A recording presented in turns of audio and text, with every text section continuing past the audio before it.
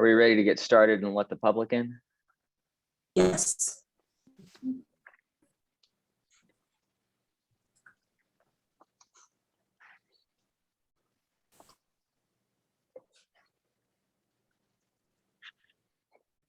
Did you want to call roll, John, or do you want? Oh, I'll go ahead and start. Good Okay. morning, everybody. I'm John Belamowicz, Chair of the Texas State Board of Examiners of Psychologists. It is 10 a.m. and I'm calling this meeting to order. We'll begin with the roll. Dr. Palomares. Here. Mr. Adler. Here. Mr. Bridges. Here. Dr. Fletcher.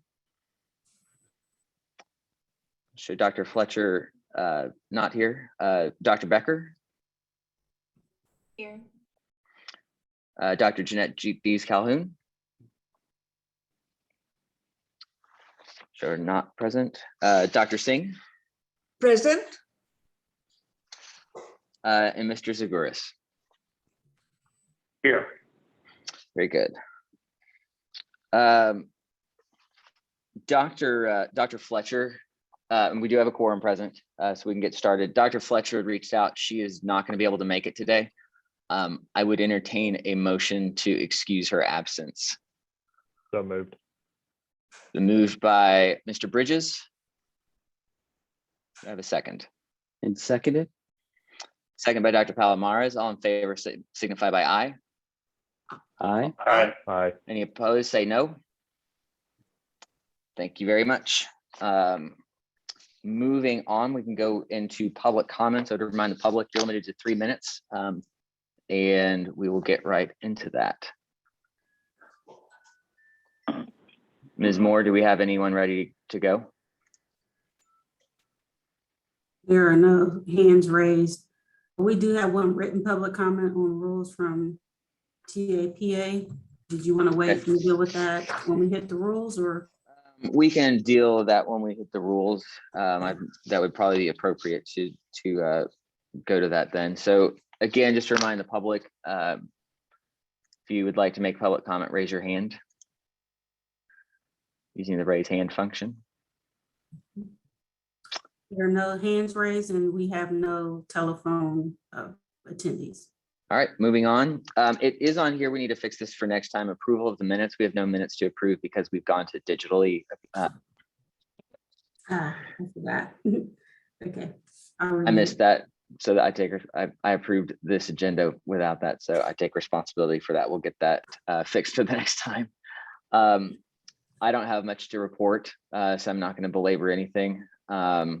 I appreciate everybody being here, and we're going to get through these items today. So I will turn it over to Ms. Moore for the Board Administrator's report. Okay, thank you. All right. First on the agenda, we do have in the packet the council quarterly performance report. And that's there for your information. If you might have any questions, feel free to ask. It's pretty straightforward. Okay. Then next we have our emergency temporary license report. And in this report, since the council began in September, it shows there where there were newly issued and renewed licenses. So for the first month, there were 69. Prior to that, there were like roughly 350 emergency licenses kind of out there that were already issued. So just looking for the total of the 2020 calendar year, we issued 452 newly emergency temporary licenses. And then from January 21 to June 2021, newly issued were 70. So overall, we issued 522 emergency temporary licenses.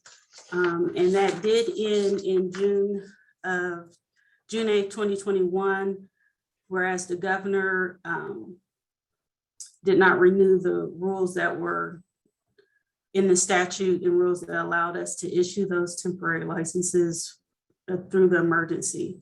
So even though the COVID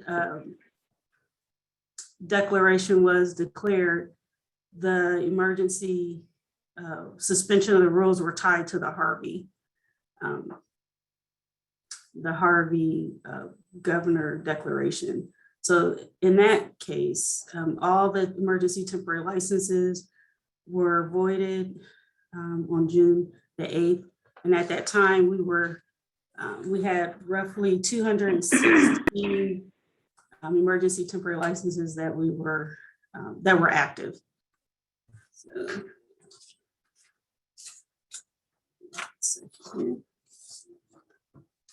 did anyone have any questions or feedback on that?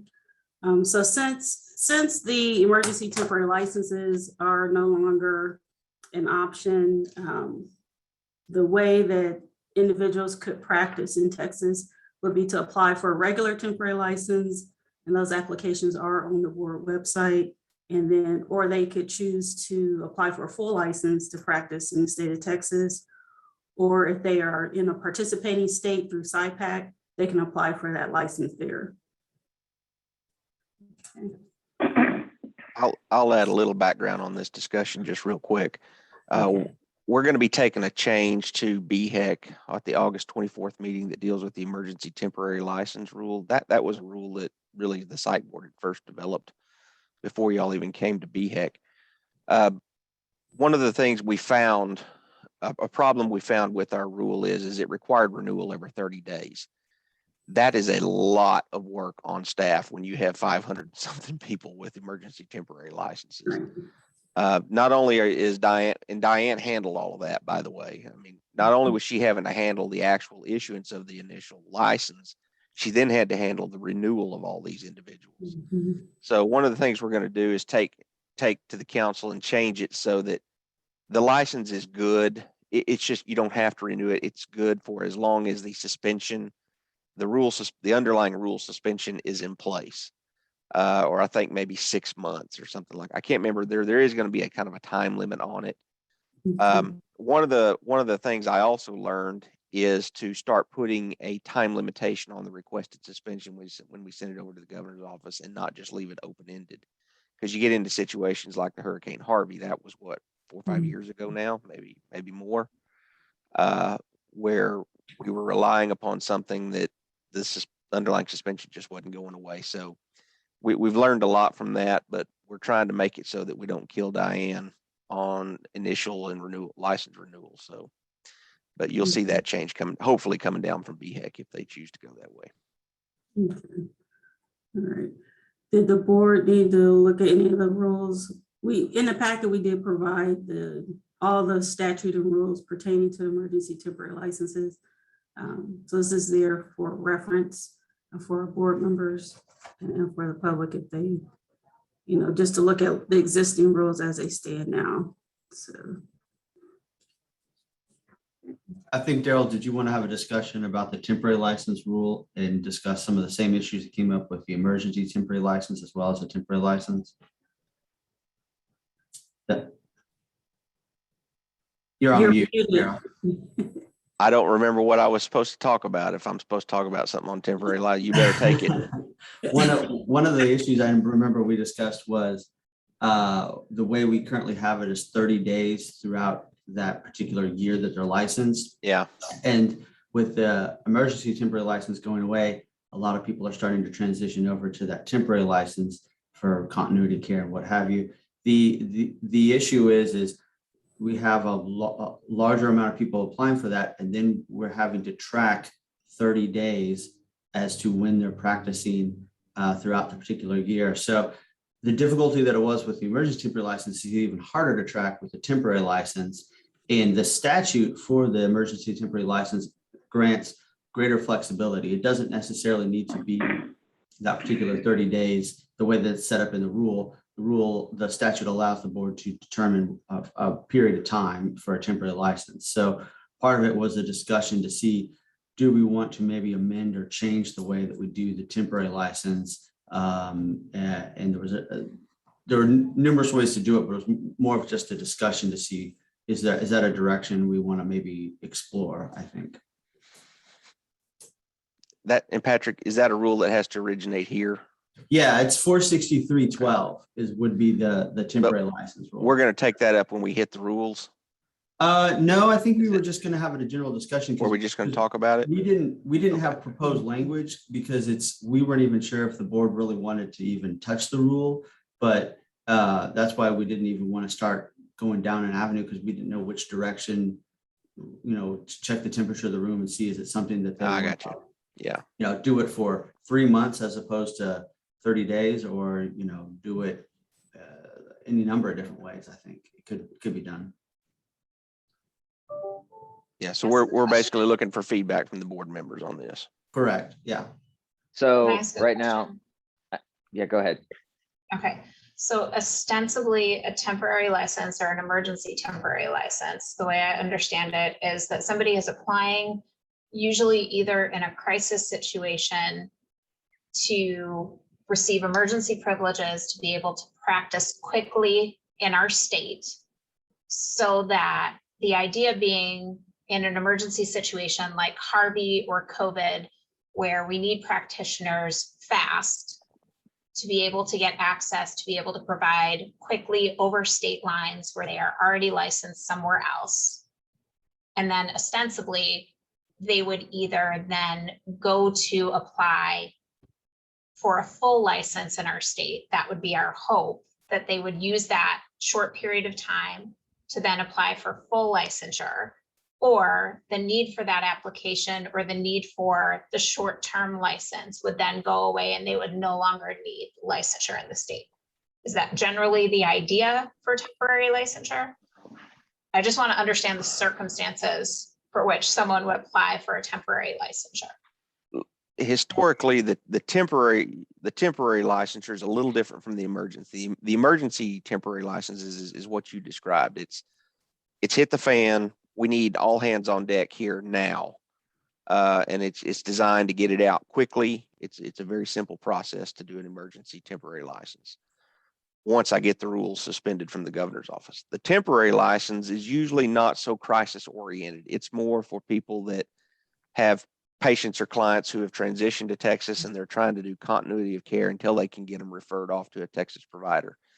The thing about the temporary license is you can't get a temporary license and then apply for a full license in Texas. I think if I'm remembering right, that rule is still in place that you lose that license the minute you apply for a full license in Texas. I think I understand the rationale behind it. Don't know that I necessarily agree with it, but I think I understand the rationale behind it. So that's really the distinction there. I'm not sure it can't be used to do what you're suggesting, and that is practice while you're waiting for your full license to be granted. Really where we see the temporary licenses, Diane, Patrick, y'all correct me, is continuity of care, but I tend to remember them as being primarily forensic type stuff. People coming in, needing to testify in court, do evaluations, that kind of stuff. They get a temporary license, come knock it out here, and then go back to the home state.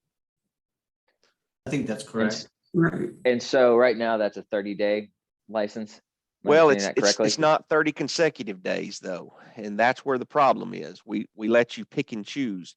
It's 30 days in total. You might do 1 day in August, 15 days in September, and that's where the problem comes in. Is now you get all these emails from people saying, "Okay, I'm planning on coming September 10th through the 15th for a deposition. Oh, the lawyers changed it. Now I got to come October 12th through the 13th." Staff are having to respond to those emails, approve them. It's a big mess. It makes it difficult to manage all of that. Understood. So, gosh, I wish Dr. Fletcher was here. She'd actually probably have some good input on court cases of how long this stuff takes. To the staff, from the beginning to the end, is that what's average? Is it, I heard 90 days earlier. And what's reasonable to say if we're just going to block off a chunk of time rather than turning on and off the switch on multiple days in that period? What would be the catch-all number, or what would be the catch 95% number of cases if we just said, what's the longest amount of time? I don't know. Patrick, Diane, y'all have any idea? I'm not really sure. I think the difficulty in it is this wasn't used that often suspension and all the people seeking emergency temporary license. And now it's being far more utilized. And so what we'll see today, as opposed to historically, we may not have good historical data, I guess, to answer your question. Is kind of what I guess I'm just looking Yeah. for a Kentucky windage ballpark me. What's the feeling for what are you seeing today? For like a blanket period of time, you think? Yes. Like if we did 90 days or. Yeah, or- so staff isn't dealing with these emails of saying, I got to, because frankly, the idea that our staff is essentially activating and turning off licenses for people's court cases seems like not a good use of staff time. So what's the big number that, just what's your gut tell you on what would be appropriate to not have to do that? Do you gonna, maybe y'all can look at that and we can talk about that next time? Because we would have to Yeah, propose a rule anyways, correct? I mean, candidly, the number that I would throw out there, I don't see y'all liking. It's if we did, I'll just say, if we did 180 days, 6 months, I feel like that's going to encompass the vast majority. But that's a long time to let somebody practice under a temporary license. And I could see y'all bristling at that. So I don't. Yeah, I have a the other- question. Sorry. Patrick, for the SIPAC, how long is a temporary license allowed for practice using the SIPAC? So if you have the in-person, if you're coming in person, it's 30 days. If it's the APIT and it's just the telehealth, Right. it's forever. Yeah, that's indefinite. But the Indefinite. in-person is that 30 consecutive days or is that 30 days in a year? I want to say it was consecutive, but actually I'd have to go back and double check that. That's a good question. But off the top of my head, I think it's like 30 straight days. You go in, you get 30 straight days there, and then you're out. So, but I'd have to look. Those are actually not being utilized that much. So I'll be honest, most people, I haven't been paying as close attention to it because usually it's the APIT that most people are interested in. There's far more being looked into, but I could look at that. We could look for parity potentially in that as a possibility, but I think it's 30. I know it's only 30 days and I want to say it's consecutive, but I'm not 100% certain off the top of my head. The other alternative too, I think, Daryl, that we mentioned that I'm not sure the board would love either, is allow them to renew the temporary license a certain amount of time. So they maybe only get a 30-day, but then they'd have to renew it, once, twice, so they could get up to 90 or 120 days. Yeah. Is there any, Patrick, there's no prohibition. The only prohibition against having more than one license in a year is in the rule. It's not in the statute, right? Letting them apply while they are holding the license. No, I'm talking about right now. We tell them you can only have one temporary license within a year period. So, and I think that prohibition is only in the rule. Where I'm going is if we said, look, this thing is good for 30 days, but then you can reapply and get another one. Yeah, I don't think. And then but maybe put I don't know how you cap it though, to keep somebody from just constantly reapplying. Yeah, I mean, the statute says a temporary license is valid only for the period specified by the executive council and for the limited purposes approved by the executive council. So, I mean, it's something where the period of time can be specified. I don't see there's anything that would prohibit them from renewing it or having them, like we do right now, have it for one per year. I think we designed it that way. My understanding is so that somebody would just get temporary licenses and would never get fully licensed to circumvent it. So It sounds like there's a will. Oh, go ahead. Keep no, going. I don't Sorry. think there's a prohibition in the statute. So I was just going to say, it sounds like there's a willingness to discuss this from the board level to figure out how we can streamline this process for staff and make sure that people can come in and do what they need to do and make this process easier and better for everybody. So I guess the question I would have for staff is, timeline, like what's the beginning to end date? Is it 180 days? Is it 90 days with a renewal? What do you think would catch, again, 95% or so of our cases of where this happens? The problem with the renewal stuff is that'll ease our burden a little bit, but it's not going to do it the same as if we just set, this is big chunk of time that you got. That's going to And make figure it it out. easiest. Yeah, and Yeah. you figure it out in there, make it Yeah. happen. Yeah, I'm on That board for reduces the simple. that reduces the flexibility though on the licensee's part for sure. So Yeah, but if Oh, we're well- talking about 6 months, that seems like that should catch it. And if it doesn't, you should look at getting a different fully license. licensed. Get something different than a temporary license. I would um, also like I to would- consider that parity with the SIPAC, because if we're seeing a national standard or national set for this, I would like to see some consideration for that as well for what we're doing.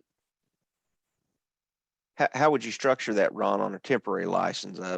Keep it 30 days If- in person, but unlimited telehealth for how long?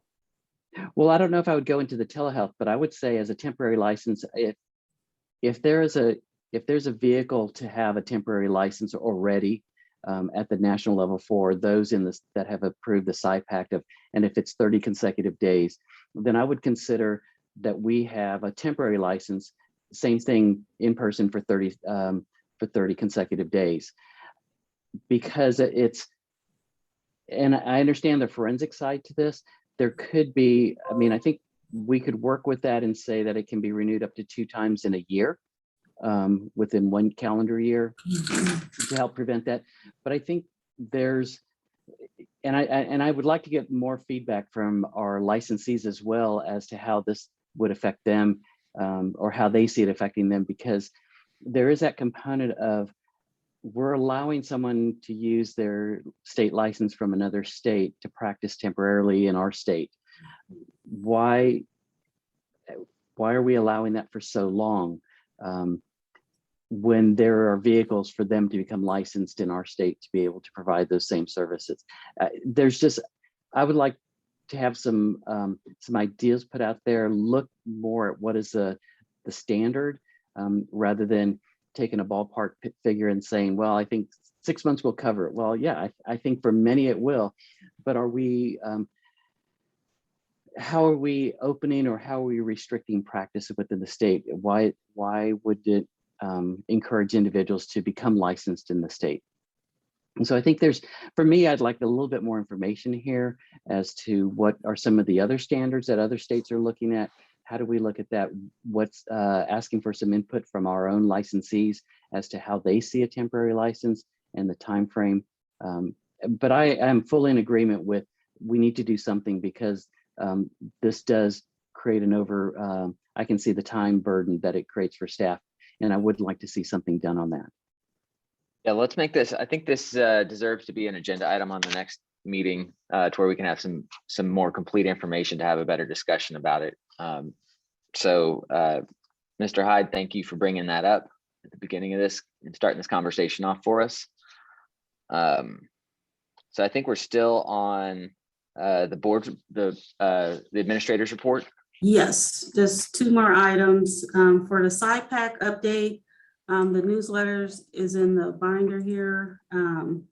So basically, as of this reporting from May, there are 26 participating states and 18 effective states.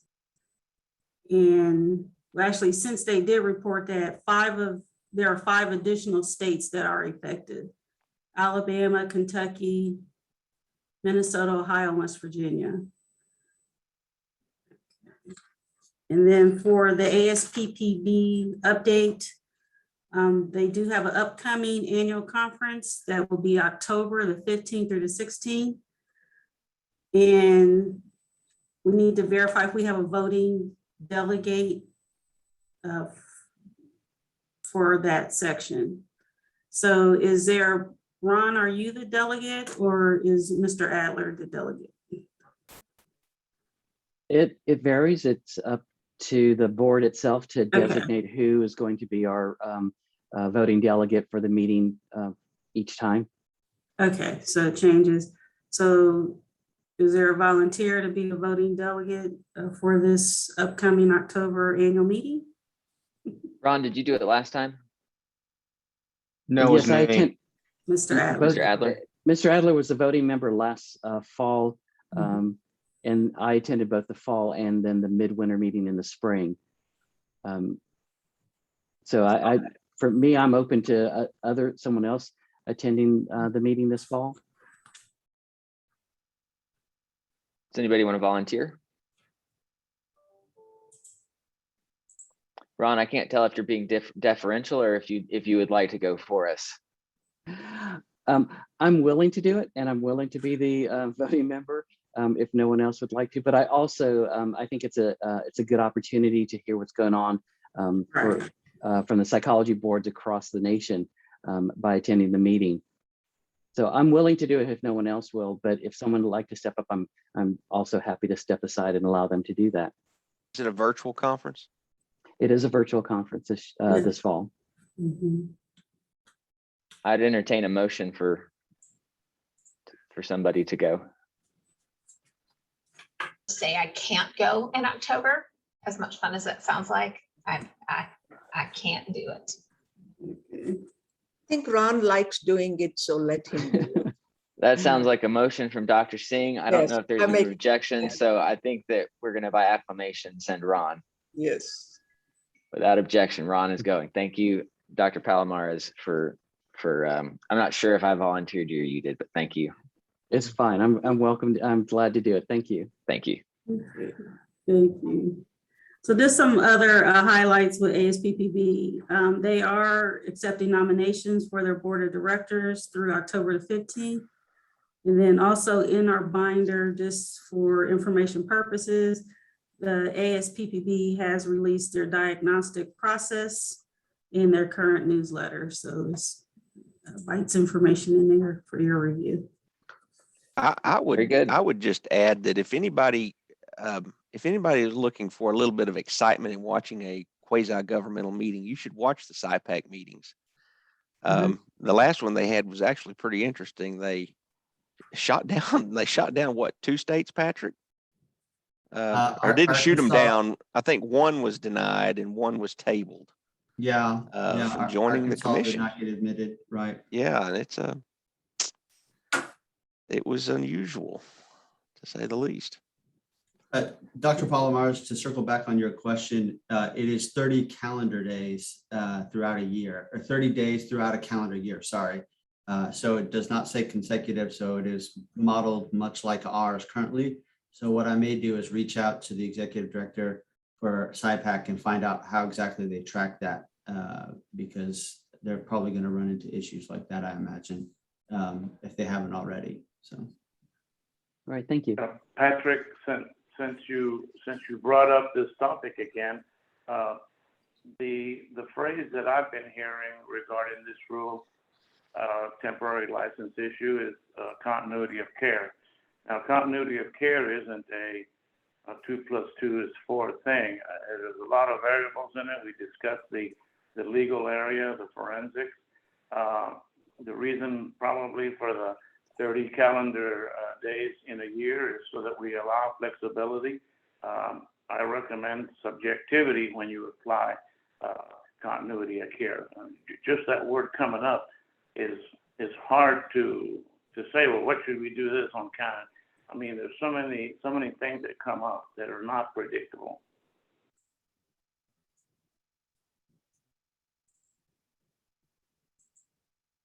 Very good. Ms. Moore, did you have more? Or was that the conclusion of your report? That completes my report. Thank you. Very good. Thank you very much. And thank you to the board for some good discussion on those items in there as well. Moving on to the enforcement division, enforcement staff review of dismissals by executive director and staff. I think we're gonna go over to Mr. Fernandez. Morning, everyone. How you guys doing? Good morning. Morning. Good morning. Regarding the dismissals, they're going to be a little bit different. Just giving you guys a heads up. Previously, we've been doing the dismissals almost up to date since the last board meeting.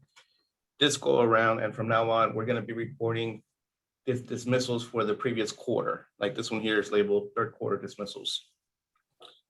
The reason being, it was just it was coming a little difficult having to do it for 4 boards. That's basically it. But if you have any questions about that process and the dismissals themselves, please let me know.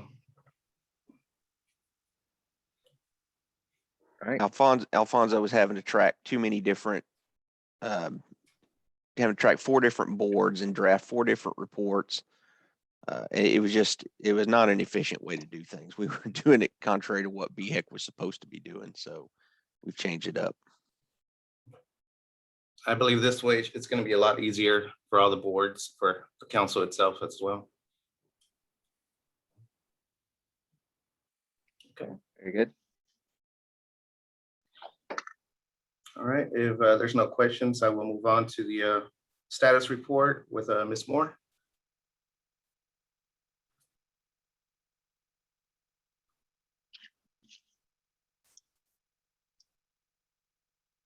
Ms. Moore, you're muted. There we go. Sorry about that. Okay, the status reports is on page 49 of the meeting book. And we're doing these a little different. So just to be consistent with data reporting, these reports will now be from the council level of complaints that are being processed throughout the whole agency. They were able to break us down some pending complaint numbers by board. So currently for Q3, there were 72 pending complaints, as you see there. So they're moving through them. So I think they're making good progress on, addressing all the issues and complaints that are coming in through the agency. We've never had a number that low since I've been with the site board with the state, 72. That's the lowest number of pending complaints we've ever had.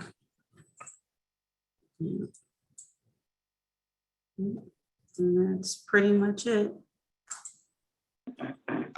But I don't know what to tell y'all about, why the number of new complaints received. I know that's an aggregate number for all the boards combined, but it's still, I'm not sure why those numbers are dropping. I don't understand that, but one of our functions is we're supposed to look for trends. So I don't know what to tell you there. I guess we'll see if it's a trend later on, but in the next couple of quarters, but just kind of keep your eye on that 86 future meetings.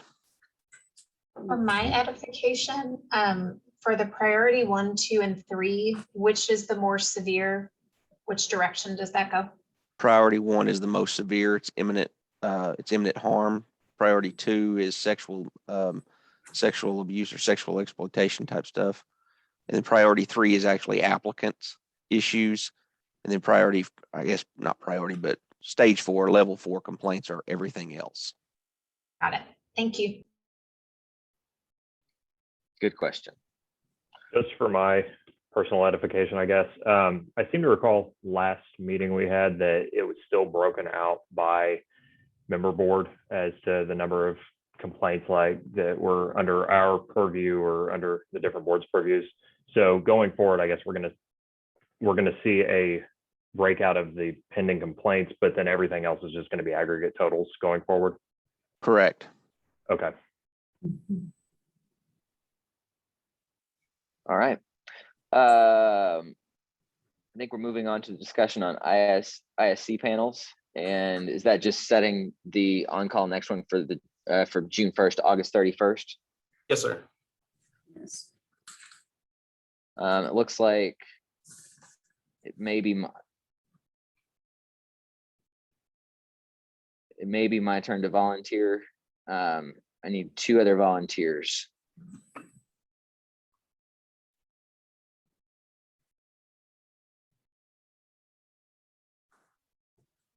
If it's my turn, I will volunteer. Very good. Is And there, I guess I'm looking at things differently now as the easy for BHEC, but is there any reason why we're planning this far out still? I understood it while we did it at psych board, but is there a need to plan that far out still? I don't know. Why wouldn't we have an ISC? We need to make a distinction. I think from the past, I see about 5 or 4 cases a day. So when we have 4 or 5 cases that are due, then why don't we schedule one? In relationship to what you were saying, Mr. Spinks, why are we going a year and a half up? Well, I think we do schedule the ISCs kind of on an as needed basis now. We're not doing scheduled days. This was done back in the day whenever ISCs occurred before a board meeting. I guess I don't know. It seems like a lot of planning. I guess I'm wondering why we just don't say, look, for the first 6 months of a year, this is our ISC panel. And then for the last 6 months of the year, here's an ISC panel. I don't know. To me, this seems like a whole lot of work, juggling all these names and dates when you could just break it down into, I'm on the panel the first 6 months, January through May. And do it as more of a mechanical rotation rather than taking volunteers. Yeah. Like, here's a schedule, and if you need to sub out for some reason, then you can. Yeah, because I mean the chair, if somebody can't go in there, as the chair, you've always got the prerogative to kind of conscript somebody. Right. So I guess since it's on the agenda and since it's here, and I believe through August 31st next 2022, that's the end of our fiscal year, correct? Yes. It would make sense. Let's just schedule this, and maybe for the year after that, we can figure out a new rotation and talk about that and figure out a good way to do that. So I'm going to also volunteer Dr. Fletcher because she's not here. Okay. And it looks like it's her turn anyways. So Jamie, you better start sweating. He's volunteering people. I just He wanna- was on there already. I just want to point that out.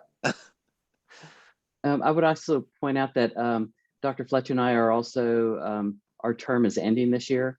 And so depending on whether or not we get reappointed to the board, those opportunities, we'll be able to take on those opportunities as well. that goes for me as well. See if they keep us around or not. It may be Okay. useful to put Dr. Singh on there so she gets used to doing them before Dr. Palomares and Dr. Fletcher roll off. You know what? That's a good call out. I don't see Dr. Singh on there. We should put Dr. Singh on there.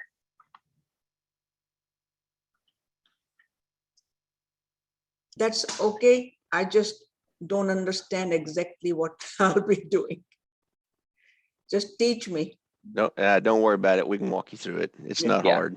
Okay, They told me I'll be not- learning on the job right along with you. good. Let's Make not, it as it's not, easy as possible. it's not rocket surgery. Just come with open ears and an open mind, and it'll be, staff will tell you. Staff will help. Absolutely. Oh, They'll great. help you. They'll help you understand the process. It is very much up to you of how you are going to vote and the questions that you're going to ask in that process. But you'll be in good shape. Oh, I will do it. And Dr. Becker, thank you for volunteering me. So Very real good. quick Go on that to Mr. Spink's comment, you kind of alluded to it a second ago. So if we're doing this, well, I guess both of y'all did. If we're doing this on a fiscal year rotational basis and just like setting it up at the beginning of each fiscal year, it sounded like we were talking about doing 6-month stints on it. Are we planning on switching it to where everybody's on a 6-month rotation, or are we going to keep it at quarterly?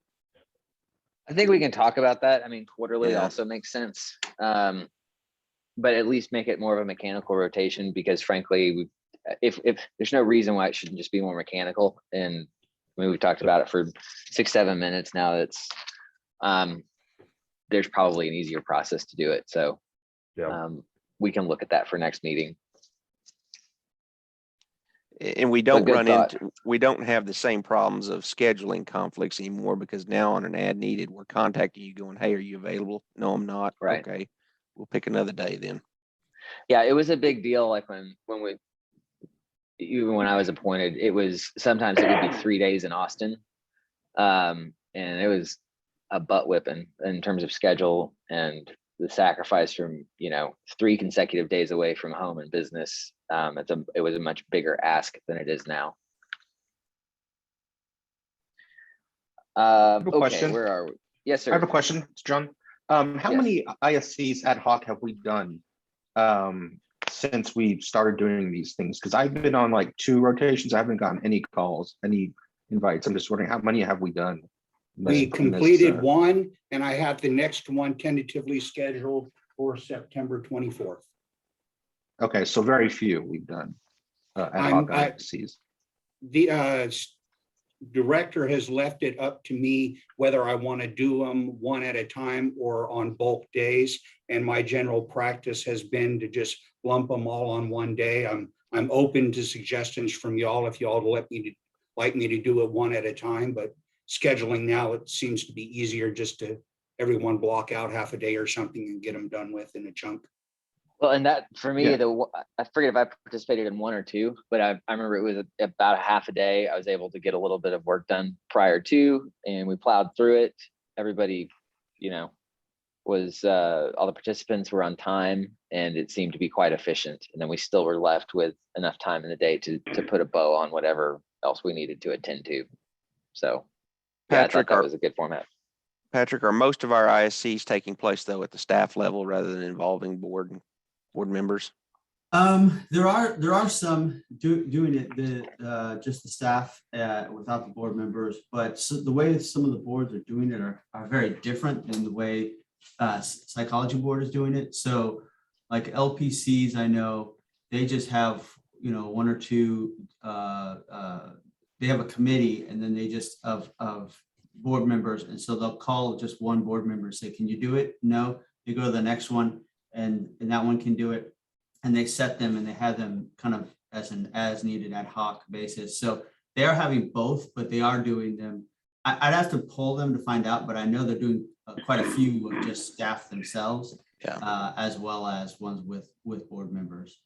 Herman, I suspect that's probably one of the reasons why you're not going to see as many board member involved ISCs anymore, is because now we have the ability, if we don't need expert testimony, professional expertise, we can just do it at the staff level ourselves without the involvement of a board member. Now that should cut down on the number of ISCs that y'all are even involved in. I also remember us having a discussion in a previous board meeting about like valuing the way we did it in terms of having different licensees, there as part of the panel to get their different opinions, different views, and how I thought like the board kind of had general consensus of like that's, I guess if it's really administrative or clerical, things, staff could do those, but am I mistaken? I thought we had like a good discussion about how we really value the way that we had done it before, and not, leaving it to one board member as, as a. Yeah, I think that's why y'all stuck with a three-person ISC panel versus kind of how the other boards are doing it, where we pull one board member from the other boards to handle it. Y'all stuck with the 3-man rule, if you will. Mhm. And as far to confirm to that question, the psychology board ISCs are done when it rises to that level as a panel, not just calling one member. Correct. Yeah. I guess my point was is I miss doing them, and I haven't gotten anything. I haven't gotten. I like that part of it. I haven't gotten any, invites, for a long time. So I'm just wondering what's going on. Yeah. Just none have bubbled up to require a board ISC level yet. Is what it is. It's And you weren't in the loop for September 24th. I knew I wasn't in the loop. Cut me out. You're on again, Herman. You're on again for. Oh no, sorry, I'm looking in the past here. So he'll start on December of this year and run through February. That's right. So get ready. I'll bring you something. I've been ready. Okay, moving on. I think we have some ratifications for dismissals that we need to discuss. I don't believe we do. No, okay.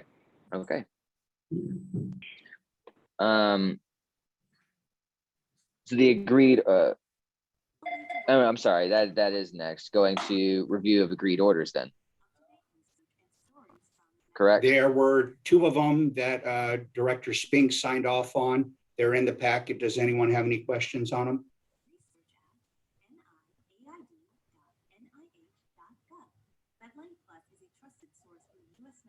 And there were just, there were just two of them there.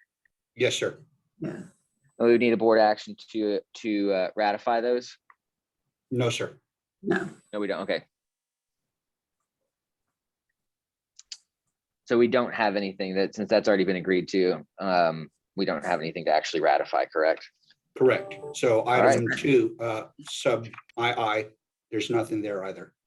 Okay, And for III, there's nothing from SOA either. very good. All right, so yeah, let's keep going. Looks like we're looking at the applications committee, and we have some things to discuss there. We have an appeal of denial and an application. Mr.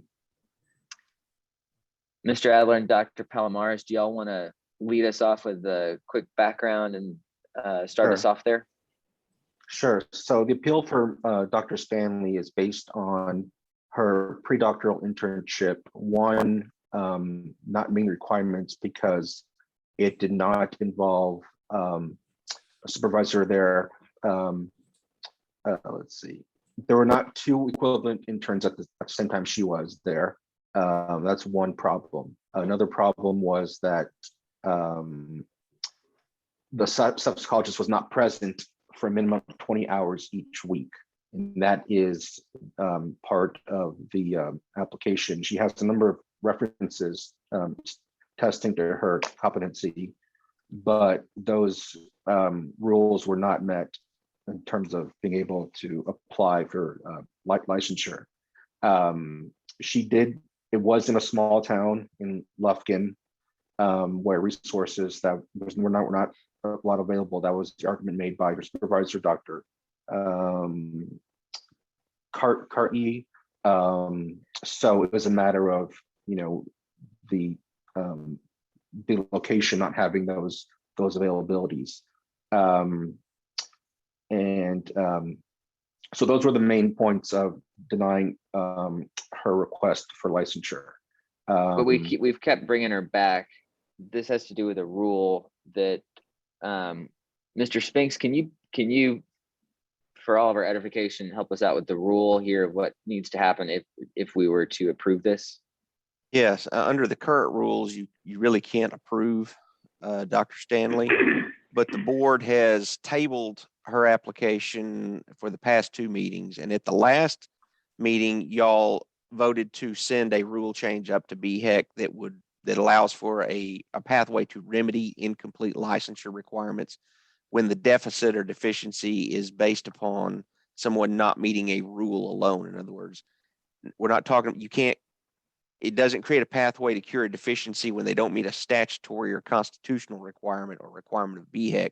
But if the requirement is in our rules alone, this rule change would allow the board to waive or modify that requirement for that particular applicant. And so that rule change is going to BHEC. It'll be proposed at the August 24th meeting. I've got it in the meeting materials. What I would suggest, so that we don't keep having to revisit this issue all the time and drag Dr. Stanley and Ms. Dalrymple back, is I don't see why we couldn't conditionally approve her as an applicant and say, look, if this rule change, or if this rule passes, then we're going to go ahead and waive or modify the missing components that you have and grant you licensure.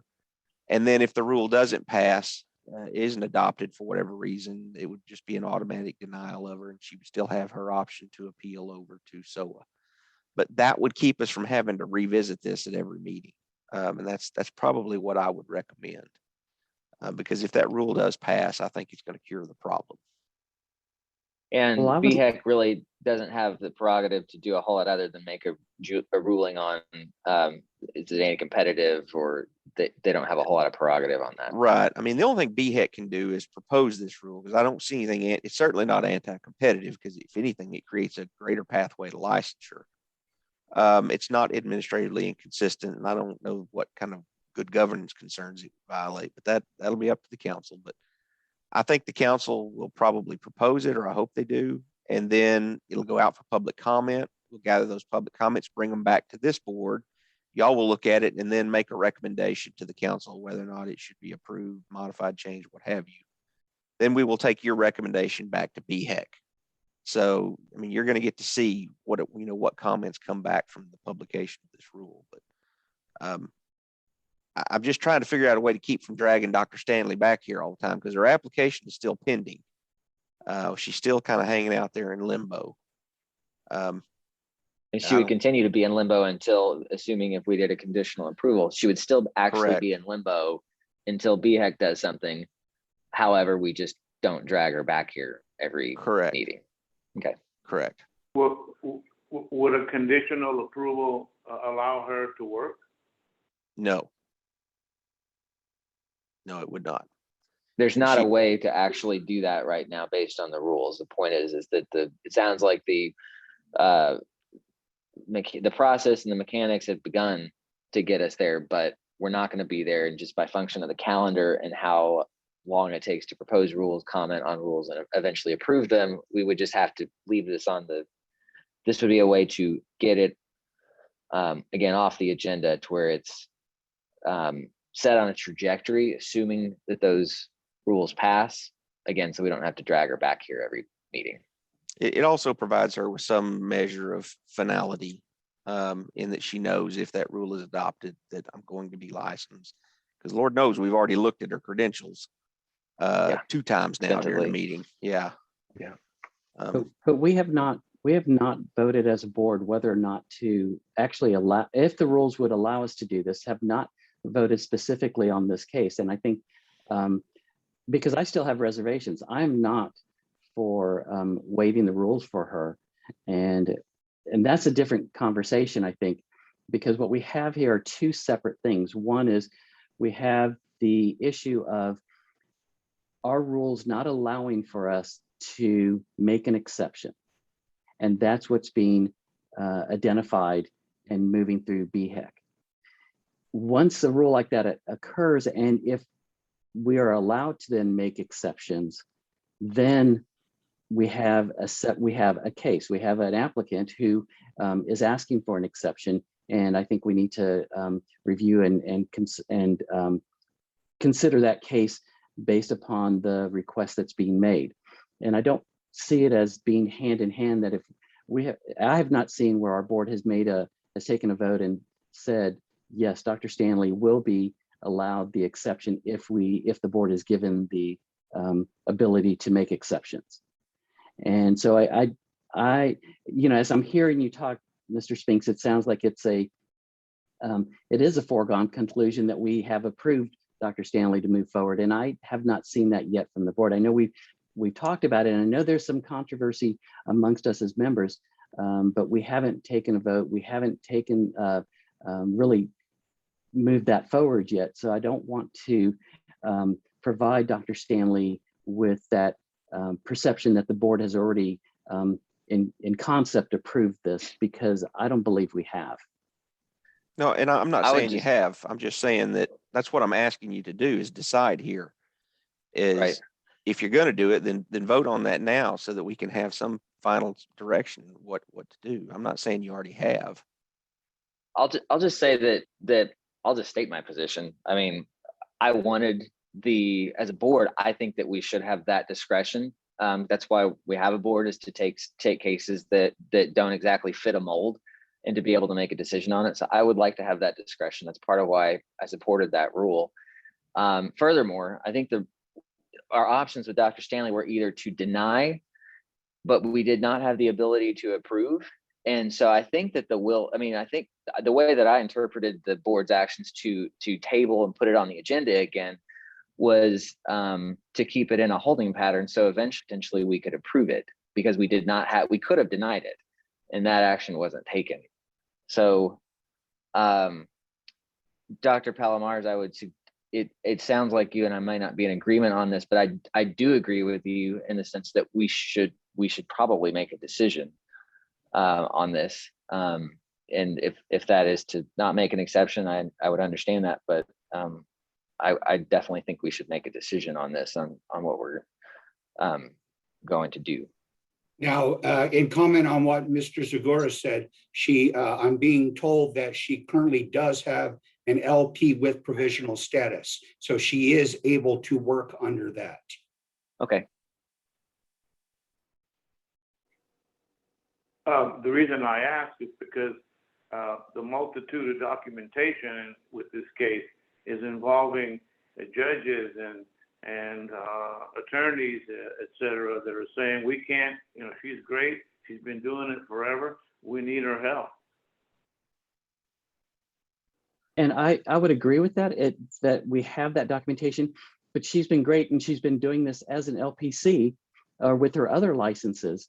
And so it's not that if we prevent her from being a licensed psychologist that she cannot do those things. Even when she presented her case to us as in person or online, but in person, she presented that she has been doing a number of things, and this then takes in account her additional training and everything. But her two licenses that she currently possesses, the LPZ supervisor and the licensed sex offender treatment provider supervisor, that she's had those licenses for 17 years, allow her to do most of the things that that she is doing. So it's not, and that is the experiences, and that's the work that all these esteemed individuals are presenting about her. So I don't see that if we deny her a license as a psychologist, that we're prohibiting her from doing the things that she's currently doing and the actions and the work that she's been doing for 17 years based upon those other licenses. So I don't see it as a prohibition of a number of services. Does a licensed psychologist allow her to do some additional things? Yes, but that's not, but I think it's also based upon, does she have the appropriate training and background and experiences that we have set for others? So that's where I veer on this case, that we have an individual who it's not, by denying, does not prohibit them from providing any mental health services to a community that is in dire need of those mental health services. So that's part of the conversation as I start looking at it, of what we're doing. So yes, we have her, we have some great letters talking about how really wonderful and the experiences and the things that she provides to the community and the population she serves. And those have been things that she's been providing to that population in the communities under her LPC license and her other license. So again, I don't see that this is impacting, and that's where I look at what are the requirements, what were the requirements that were listed, that were set out, that were clear at the time of her training and experiences. And so there's more there. And if we're going to move forward into the conversation, I'd like to share some more on my view on why I take the position that I take here. Well, the issue is that they needed court evaluations. LPCs, LPAs, we can't do that. And so with the backlog in that area, cases do not move. Children are continue to live in like two dilemmas, what's going to happen to me kind of thing. And I don't know if we can put people from Dallas on buses and send them over to Lufkin to do these assessments. But there is obviously a lack of help in that community. I live in a same kind of thing where we don't have the amount of professionals that we need to provide services that are needed. So I have another thought, like in terms of, maybe, by granting her the license, she would be, she would still be able to do the same things that she was doing before, but then what, but was that little bit in between that in terms of the location, the setting, the role she lives in, what could she add? What could she, bring that, that area did not have by being granted a license for a psychologist, and I do appreciate, what John said about the ability for us to use reason, not just go by black and white rules. Sometimes things don't fit boxes, and it goes on a case by case basis. So, in terms of that, so it's also a matter of she didn't choose, to do those things. She didn't, not have supervisors available there. So I think this is a case that should be looked at closely, because in terms of the downside of it, what are we looking at as the downside, especially, considering, we're not trying to set a precedent, we're just looking at case by case basis, and everybody's different. I do think that I think the third meeting that we've talked about this. I mean, this is one, as far as the cases I can remember that we've talked about, we've probably devoted more time to speaking about Dr. Stanley than anything I can remember. I do think we owe it to her and to the people of East Texas to make a decision on this. Obviously, even if we made a decision to, Mr. Spinks, what was the suggestion that you had in terms of if we wanted to do this, how it would be a conditional approval, assuming the rules pass at BHEC? Yeah. Correct. Yeah. If you assume, contingent upon the adoption of the proposed rule that we've sent up to BHEC being adopted, we could conditionally grant her the license and waive the areas of deficiency that have previously been identified. All right, so we kind of have a couple of options here. Is that we could conditionally approve her upon the rules passage at BHEC. We could move to deny right here and now, or we could move to table it again to talk about it again at a future meeting, and wait still on what BHEC does. I can't think of any other options than that. Would you agree with that, Mr. Spinks? That's correct. Yeah, those are really Okay. your three options. We've talked about this a whole lot, so I'm not sure how much more value we get from talking about qualifications. I have one more question. Please. So, Mr. Spinks, the rule that went up to BHEC, is that a TSBEP specific rule, or is that a rule that we had talked about there kind of being a movement towards being more specific across the board for rules? And is this something that could potentially be sort of more globally adopted? It's a TSBEP specific rule. At the time we were talking about this, we hadn't launched the standardization committee yet. We have launched it now.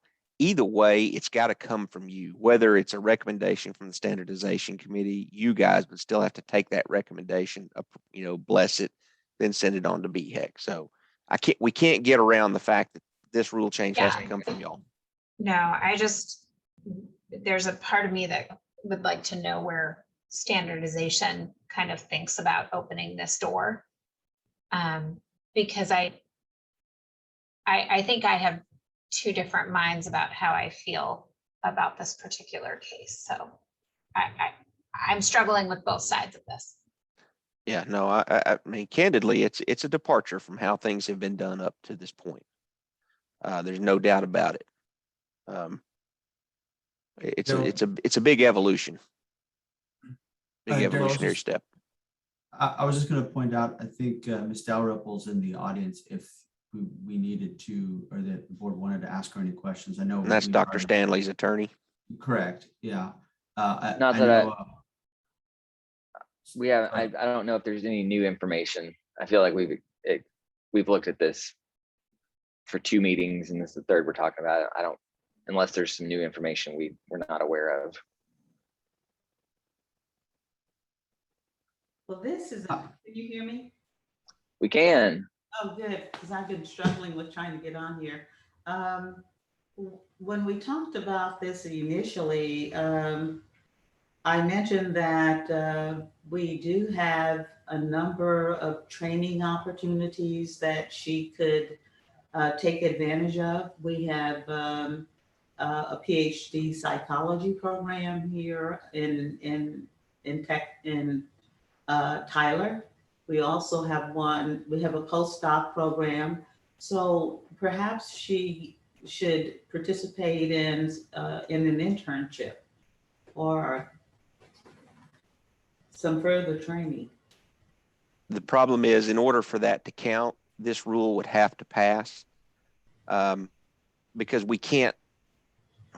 she can't cure the problem without going and completely redoing the internship now. That's part of the problem is one deficiency in the internship, it poisons the entire well. You would have to completely redo that internship. In order to do what you're saying, Dr. Calhoun, and let her cure just the deficient part, this rule would have to change. Then the board would have to look at it and go, okay, now if you do this over here at UT Tyler, we'll accept that as a cure to the deficiency and let you through. Yeah. So I think for me, where I end up landing on this is that we gave this individual a provisional license. And so there's a part of me that feels like we have an obligation that if we sent this rule up to BHEC to conditionally say that when BHEC rules on this, that we will look at her application in terms of what BHEC is going to allow us to do. So conditionally, if BHEC says that they're going to pass that rule, then we will provide her feedback on how she can become licensed, and we will agree to look at her application in the realm of, we will move her from a provisional to a licensed psychologist based on making these modifications under that new rule. And if they reject it, then we are going to have to dismiss her application as a licensed psychologist. Because to me, we open the door by giving her a provisional license and saying that we are moving her through those steps. So that's kind of where I am feeling very stuck. Because I agree that I think that she might need to take more steps based on her training for us to ensure that she gets that licensure step, but we don't have the room to do it. So if we sent the rule to BHEC, to me, that's where the conditional piece comes in. So that's where I feel like I'm landing. And we can't do anything and on that until it would pass at BHEC. Is that right, Mr. Spinks? Correct. Okay. Just to be clear, I Dr. was going to say what Dr. Becker is suggesting is different from what I had suggested. I had suggested conditional, right, based upon a waiver of those requirements. What Dr. Becker is saying is you're going to have to jump through some extra hoops to cure the deficiency. Right. Okay. So no action on this essentially. Oh, go ahead. And Dr. Becker, just how I heard your interpretation of it is that as this goes to BHEC, BHEC does not hear it about Dr. Stanley or anything about that. It is just the board is asking that rule change. But what the impetus for that request to BHEC is through this application from Dr. Stanley. I think that Dr. Stanley's application is what prompted us to look at, are there situations where we would want to provide remediation and or modification to a rule and offer up something else to our licensed, or in this case, provisionally licensed individuals, where we would say, you are 95% there, but there is this concrete piece that feels like, this is a person who did their internship 10 years ago. And to tell them that they need to go all the way back through grad school feels really wrong. And to Dr. Zagorius's point, really not fair to the people of East Texas either. And it feels like we're putting up a barrier to patient care that doesn't need to be there. If we can put the measure of patient safety in the mix here and say, we also can't take back that barrier. We're here to make sure that what we're putting out to the public is someone who can deliver effective services. And that is the reason that those rules exist, right? Is what gets me is not so much that there are 2 interns that are at the site, but the supervision piece. And because that supervisor wasn't on site, I think that those of us that come from a training background, that gives us all pause where we go, okay, well, that there's no one there that is looking at that supervision to say that that internship was what it was. We have no way of certifying that. And that's where this becomes really messy. And so I think that if we can look at that and now in hindsight say, okay, well, if we got hands-on certification that this person is doing the work that they say that they are doing at a quality that they are saying that they are doing it so they can serve the people in the community that they are in, we would be willing to sign off on their license. But we don't have the means to do that under the rules that we have. So I think that we are trying to ride the line between public safety and our rules without opening the door. And so, yeah. Quick question for Mr. Spinks, and this is more of a procedural question, I guess. You know, as I understand, I mean, BHEC is still going to have to talk about this. What's the appetite at BHEC for this? Like, are we having this conversation? This is just going to get torpedoed at BHEC, or okay? I can speak to that a little bit as a BHEC member. I mean, BHEC generally, unless there's a pressing reason to disagree with one of the other boards, or if it doesn't pass the anti-competitive, if it doesn't pass anti-competitive muster, BHEC is not there to be an originator of policy making. It's there to be a guardrail, a bumper, to make sure that something dumb isn't decided. So I can't imagine why BHEC does give some deference to the other boards, and that was part of the kind of the grand bargain that was struck in the formation of BHEC, is that everybody wanted the individual profession boards to be really setting the direction of policy making, and thus far BHEC is, I can't think of a decision that BHEC has made that stood much of that on its head. Okay, I just wanted to make sure that this wasn't going to end up being a moot point for some weird reason. Candidly, I would not have wasted my time bringing this subject up or drafting the rule if I thought it was going to get torpedoed at the council level. So I'm not sure there's a whole lot of consensus here. If we leave no action on this, we can just put it on the agenda for the next one and see what BHEC does, and see if we want to discuss kind of guardrails or what kind of additional things we want to make. So without objection to that, I think that we need to move on to the next application. Is that correct? Mr. Chair, could I make one Yes. suggestion? Rather Please. than just necessarily putting it on the next agenda, can we bring it back to you once y'all have had a chance to pass judgment on the rule after it's been proposed? In other words, it doesn't, if y'all meet before the rule is brought before you after it comes back from public comment, it doesn't do any good. I don't want to drag Kenda and Dr. Stanley back here again on this. Let's so we don't have, with no motion now, that doesn't necessarily put it on the agenda for next time, correct? Unless someone was directed to, correct? Right. Just leave it off or put it on, and we can figure that out, correct? Yeah, just let staff bring it back when the issue's fine. ripe, basically. That's fine. I'm fine with that. And that doesn't require a board action on our part. No. Correct. All right. Because Well, it then was let's- tabled at the last meeting, so we'll just leave it tabled. We'll just leave it, and then let's go on to the next one, and we'll go from there.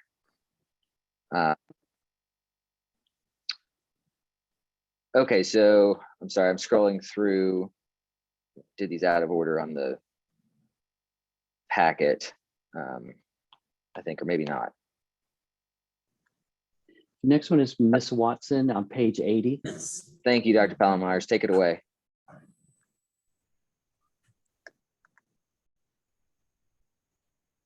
Well, I'll turn it over to Mr. Adler.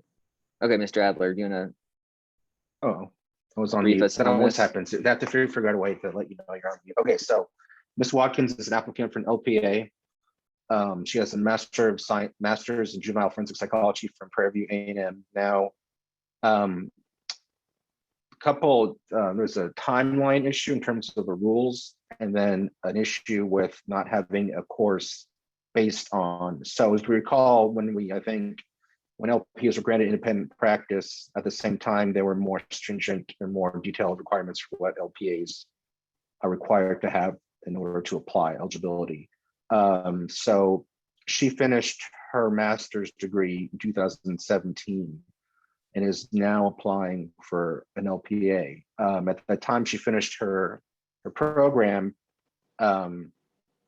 the rules for eligibility for LPA simply stated you had to have a master's of 36 hours psychological nature with 450 hours of practicum or internship experience and not more than one placement, supervised by a licensed psychologist. And of those, excuse me, 42 hours. Is that right, Daryl? 42 hours? It was the original requirement for LPA? Yeah, yes, 42. Okay. Yes. So,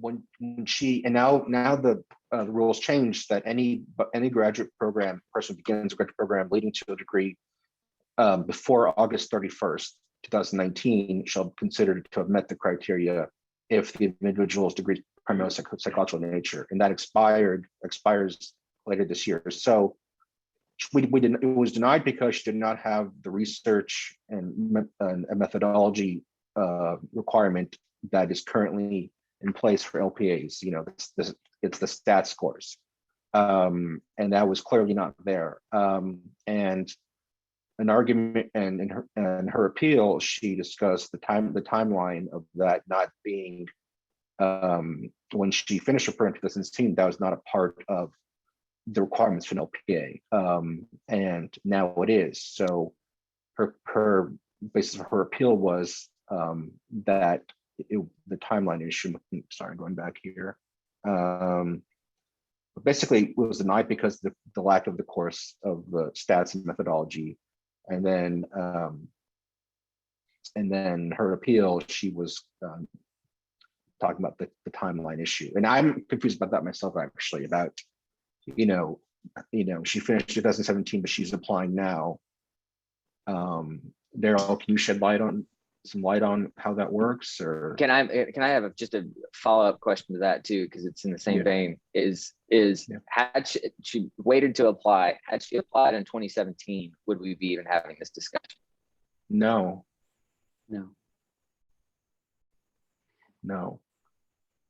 And the one course that she has listed as her, that she believes is equivalent or covers the statistics, research methods and theory, is clinical interviewing, which is defined on, or is, you can see that on page 65 of your of the agenda book.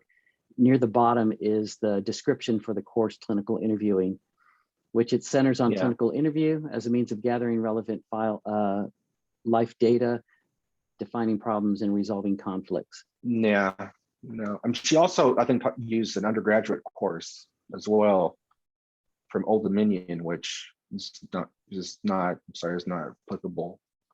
We're talking about a graduate course. And the rules state clearly that they have to all be graduate courses. Is she here to speak? Ms. Moore, is she here? Was there also a second question about the number of her field hours? Yeah, I'm looking at that too as well. She's supposed to have 6 hours of field work and she only has 3, and that was also not resolved as part of this application, as I understand it. Yeah, but that was not part of the denial for some reason. The denial was simply the statistical course. Is that right, Mr. Bridges, Esquire? That was not brought to my attention, so correct, that was not part of what I listed as the denial. And then, in her defense, she talked about the number of actual clock hours, but that's not the same.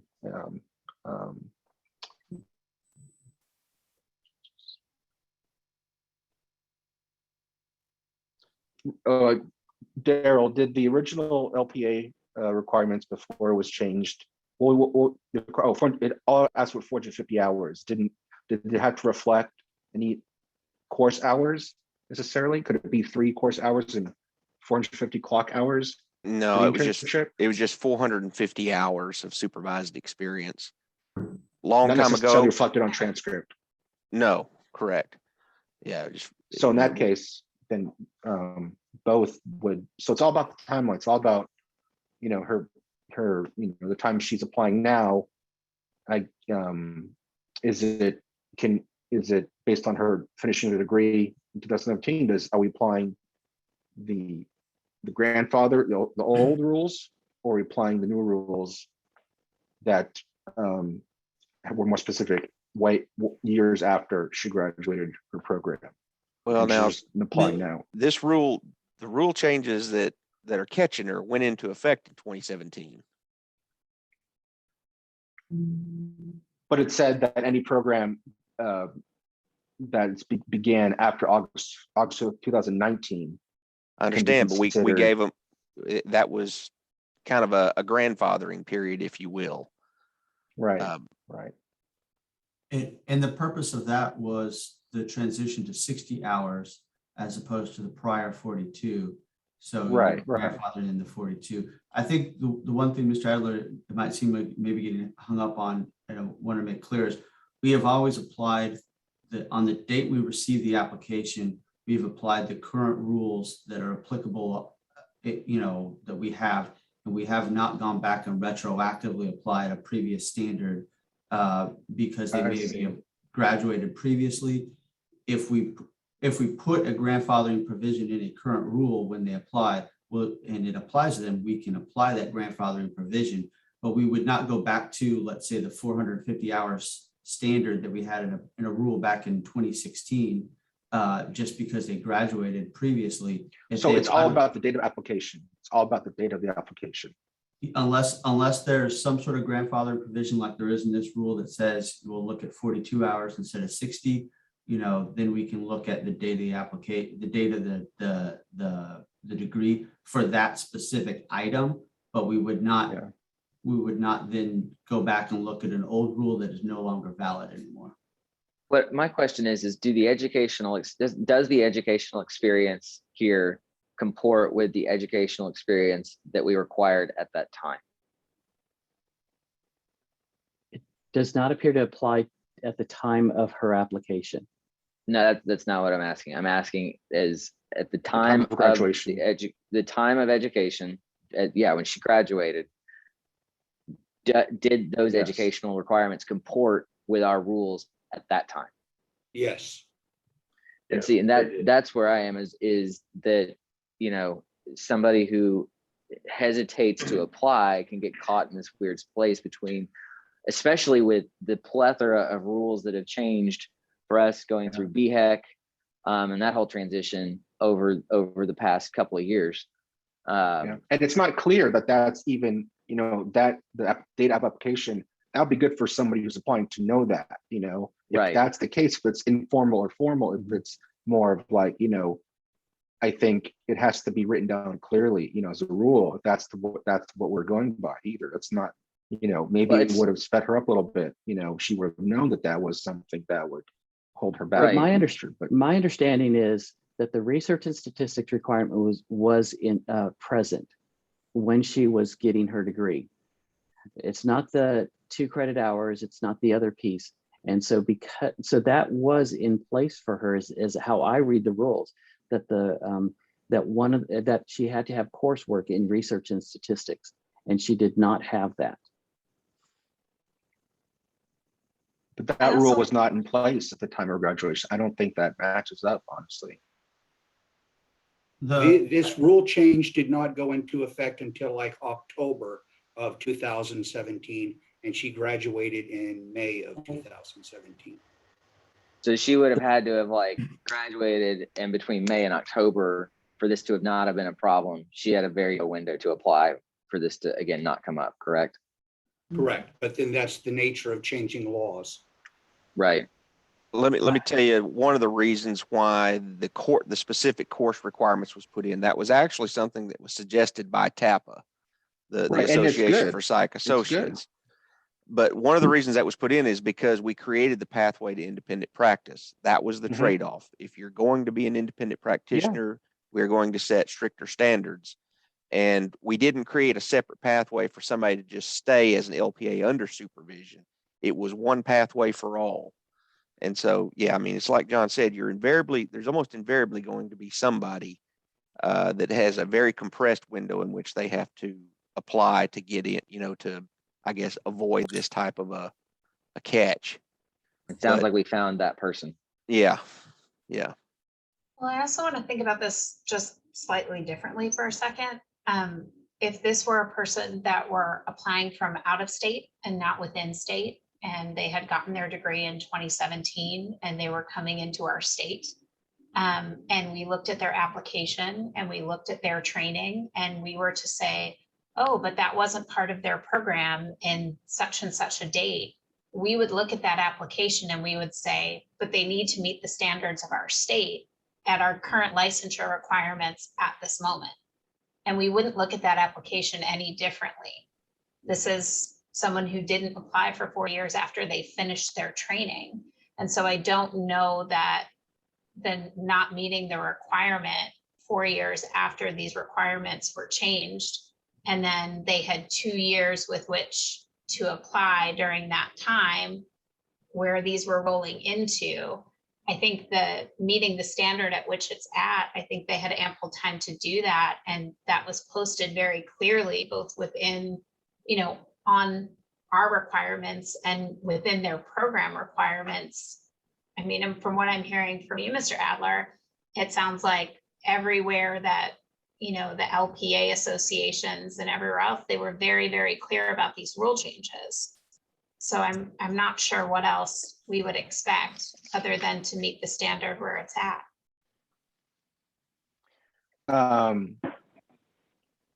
So I guess I'll speaking to is just kind of like, I'm trying to put myself in her shoes and just, yes, we have these requirements, and I'm so happy we do it because it makes us LPs more legitimate, makes it very clear what we all have accomplished, what we all have experienced, our backgrounds in.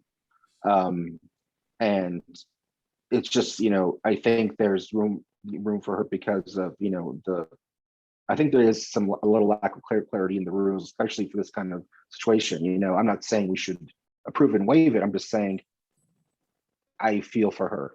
She, at the time, like she had nothing, she did what she was, what was required at the time, and she only would apply 2 months later.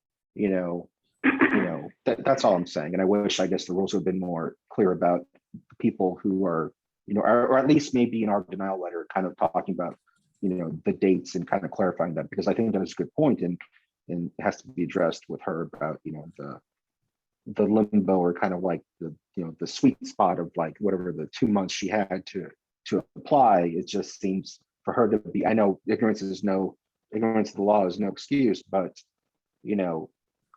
I don't think it's clear. The rules are not clear in that sense about her situation.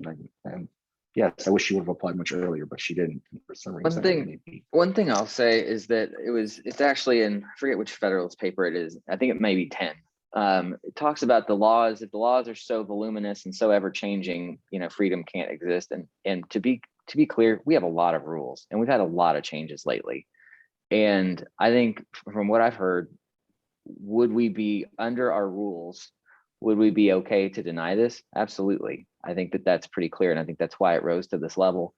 What I'm wrestling with is over it seems like a very minor deficiency, a clear deficiency, but not huge. Am I willing to stand on and say that this person is not qualified, or there would be some risk to the public by having this person with a license? And I don't know if I can get to that level. That's what I'm wrestling with. I don't know how we can feel good about if we're putting it through the metric of taking care of the public, how this deficiency rises to any great risk. That's what I'm wrestling with. So looking at the deficiency of research and statistics, where I see that actually directly impacting the public is when the psychological associate or the psychologist or any individual who's providing mental health is looking at interventions and looking to find appropriate interventions for the clientele that they're working with, and being able to read the research, not so much as conducting research. That's not the issue here. When an individual taking these courses, what the course in research and statistics does is it allows you to be able to interpret what's a good study and what's a poor study, and what's a study that somehow it got published, but it's not something we should follow, or how do you look at an intervention technique and see whether it's empirically based, the empiric support it in being a valid and appropriate intervention for your client. So it's not so much as, well, can you find the mean, median, and mode of a data set? It really is, how do you understand when you're reading the research and the results of specific intervention, research around an intervention. Is this an appropriate intervention? Can I understand that what's been written, what's been put out there, something that I should or should not use with the clients that I work with? So I actually see a direct connection between having a general understanding of research and statistics impacting the work that we do with our clients on an everyday basis.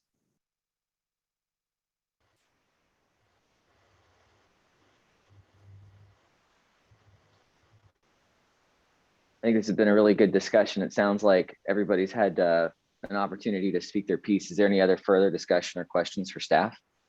She was told she would have an opportunity to speak, so if she's here. Very good. Yeah, we let's should hear that. listen. Absolutely. I Thank you for- want to make a comment. I agree with both Dr. Ron and Dr. Becker. I find research and statistics deficiency for doctor level student to have as a major deficiency. If they don't have, that's a deficiency, I cannot support this application, because I agree with Dr. Ron that how would they keep up with the current research and current information that we need to always know what works and what doesn't work. And will they be just working with outdated tools? And so it's very, very crucial that they have this knowledge, not that they have to be researchers, but they have to have understanding of research. And that's we have to practice based on science. So I support both of their arguments. So my position is that I feel very reluctant to bend this rule for this person. Thank you. What I'm still having a hard time with is the fact is that the education that we're looking at here comported with the educational requirements at the time. And I don't think that what we had, what this board position in terms of educational requirements at that time, we didn't correct some glaring, we honed some things and changed some things, but we didn't correct any glaring thing that was like some great risk to the public. They comported with the educational requirements at the time. And again, this was something that was caught up in a lot of rule changes that had they applied right then, this wouldn't have been even, it would have been approved. But at that time, those individuals were not independent practitioners. They were practicing under somebody else's license. So they weren't necessarily selecting their own tools and doing their own independent evaluations, which is why that rule changed.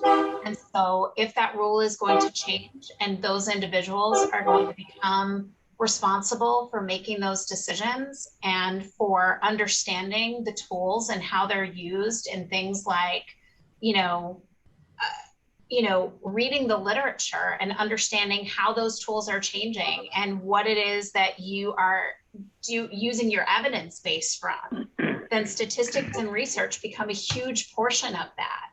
And I guess I have to defer to Dr. Adler on some of that too, because he's the LPA here. So I would like to hear your view on it. Yeah, so she's not applying for independent practice yet. She hasn't earned that right. What she's doing is simply getting LPA regular, and then it's up to, she will have to, I was grandfathered into independent practice, but she won't be. I mean, we can't give that to her, but she's applying the regular LPA under supervision.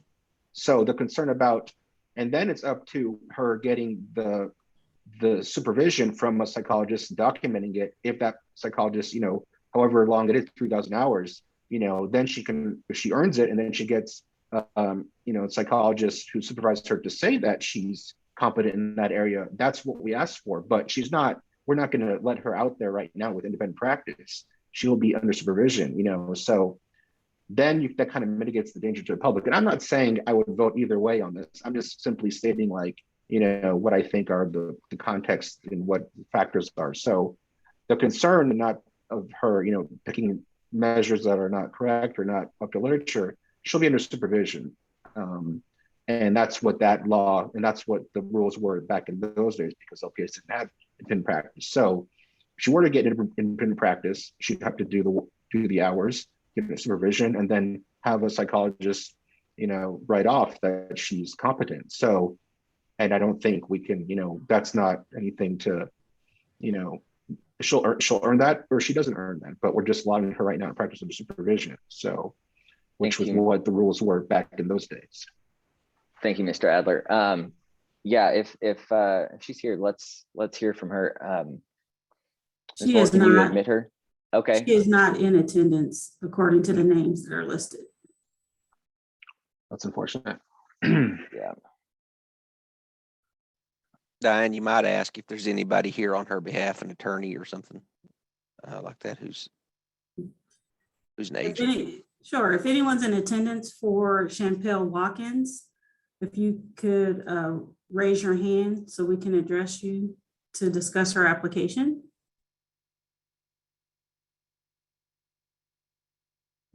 Okay. There are no hands raised. Well, I move to deny her application. Then move to deny. Is there a second? I second. Been moved by Dr. Palomares and seconded, was it by Dr. Singh? Is that correct? Who did the second come from? Yes. From Dr. Singh? Yes. All those in favor, actually, I'm going to do a roll call vote. So all those in favor of denial signify by aye as I call a roll. Dr. Palomares? Aye. Mr. Adler?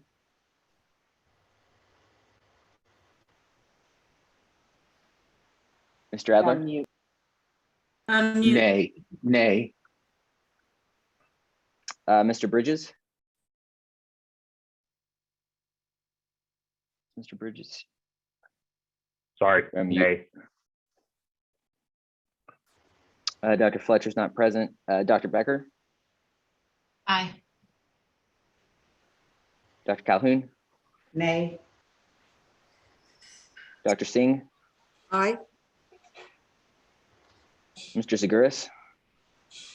Nay.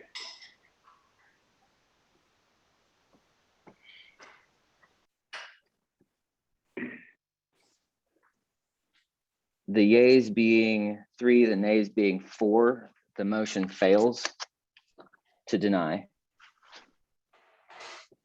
So that leaves us still, I guess we would have to, do we need we probably need a motion to approve. Yes.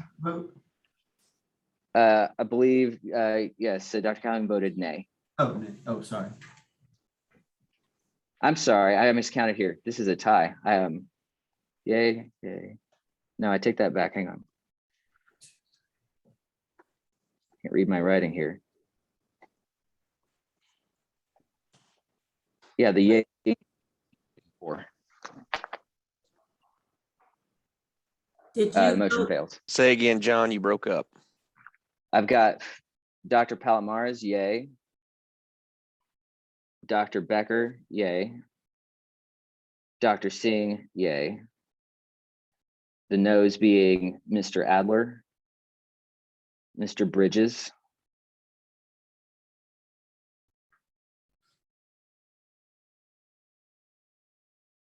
I'm Did sorry, you Dr. report- Calhoun, you were a nay, Dr. Calhoun, correct? Correct.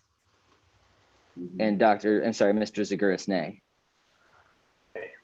Did you record your vote, John? No, I did not. Really won't matter which way John votes. Well, it could if I decided to tie it, but The motion wouldn't pass. That's correct. Yeah, it's not going to pass. It doesn't matter how the chair votes. The motion still failed. So the action item with the application is still sitting pending because we just voted not to approve it.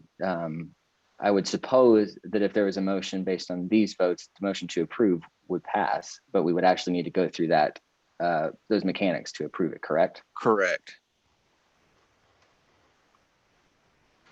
Is there a motion to? Staff can't, you're gonna have Right. to, because staff can't do this.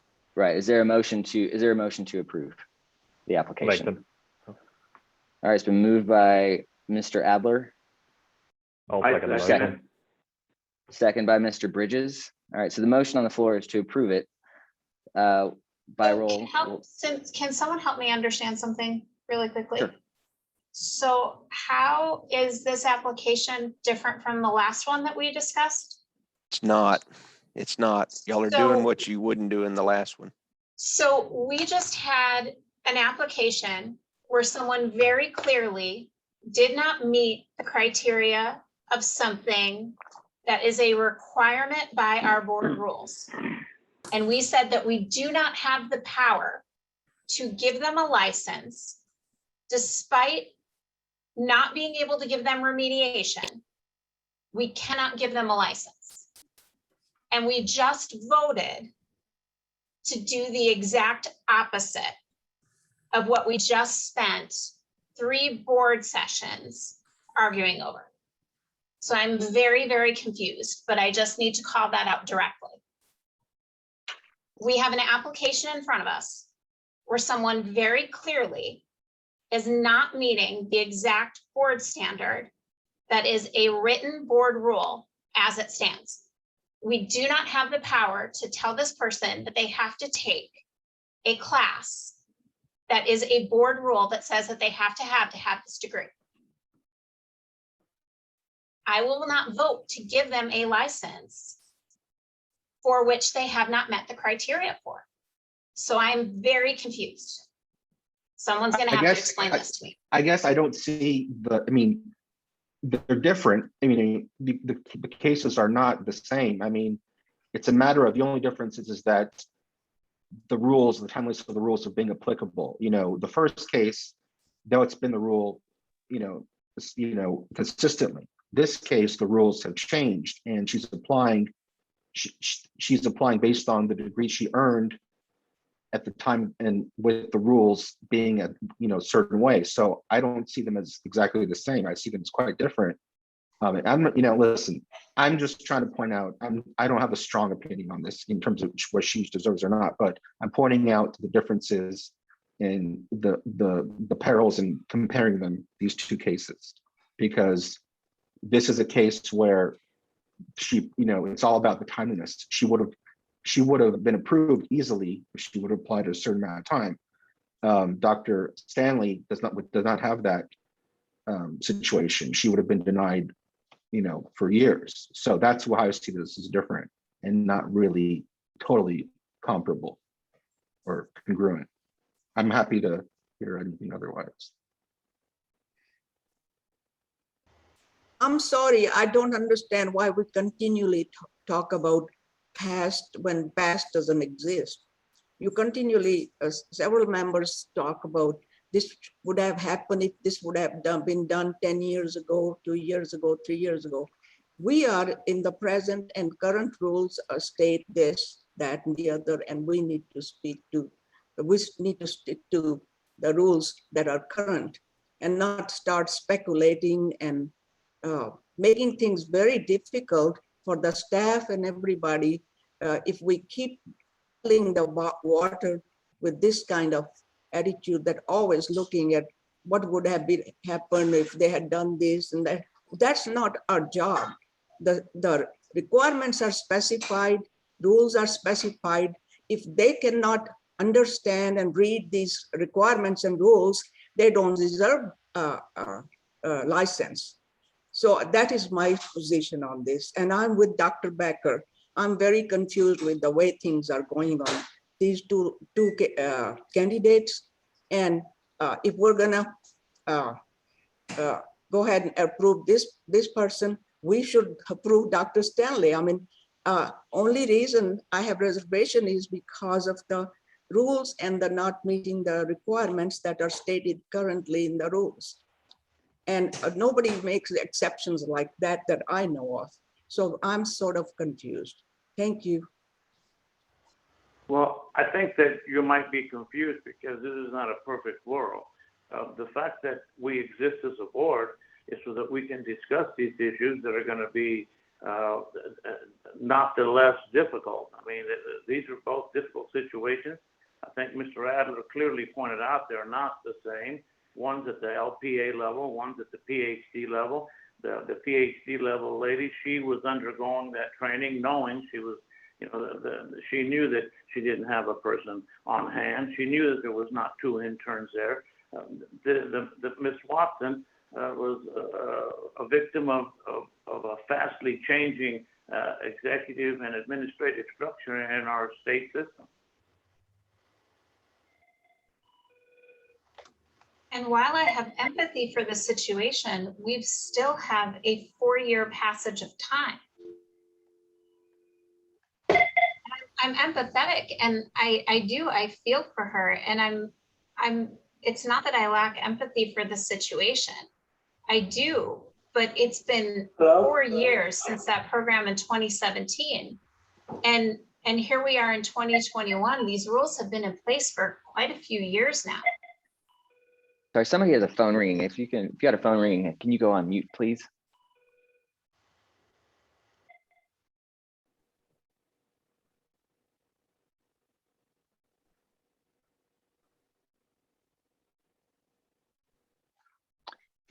Daryl, Okay, so can I ask, is this the exact same situation on whether we have the ability to allow this application to move forward as the same as Dr. Stanley's, or are we applying the rules differently here?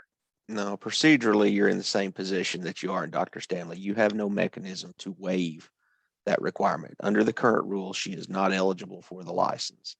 So if you want to give her the license, then we're going to have to create a mechanism, much like what we have undertaken with Dr. Stanley. We're going to have to create a mechanism to do it. Now, all that being said, y'all are the board, staff or not, whatever way y'all vote, that's how it's going to go. But I'm just going to say this. I'm not trying to poo-poo on any ideas or anything here, but if you start ignoring your rules and you start creating waivers, modifications, what have you, without a mechanism in place to guide your decision making, every Tom, Dick, and Harry out there is going to start beating a path to us and doing the same thing in hopes that y'all will waive it. And it's going to make things, I think, worse for us.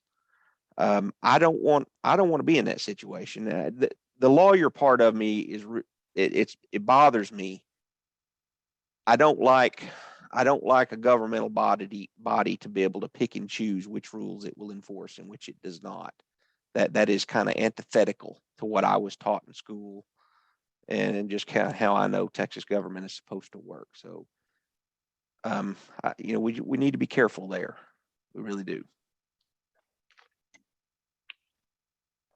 okay, Well, perhaps so we need to examine the rule, and we need to talk about grandfathering and what we will allow and what we won't allow. I think Because that's all going to be situations aren't the same. And that's why we have like judges and juries, because things are murky, right? I know I'm not a lawyer. I'm talking for your layman. I'm a lawyer in training only by internet, something like that. So, but I mean, that's why there's always little the laws are there, but it's not always black and white. There's circumstances that have to be considered. And like I said, I understand what you're saying, Daryl. I don't disagree with you. I wish we lived in hang on, Dr. Singh. I understand, I get it. It's only because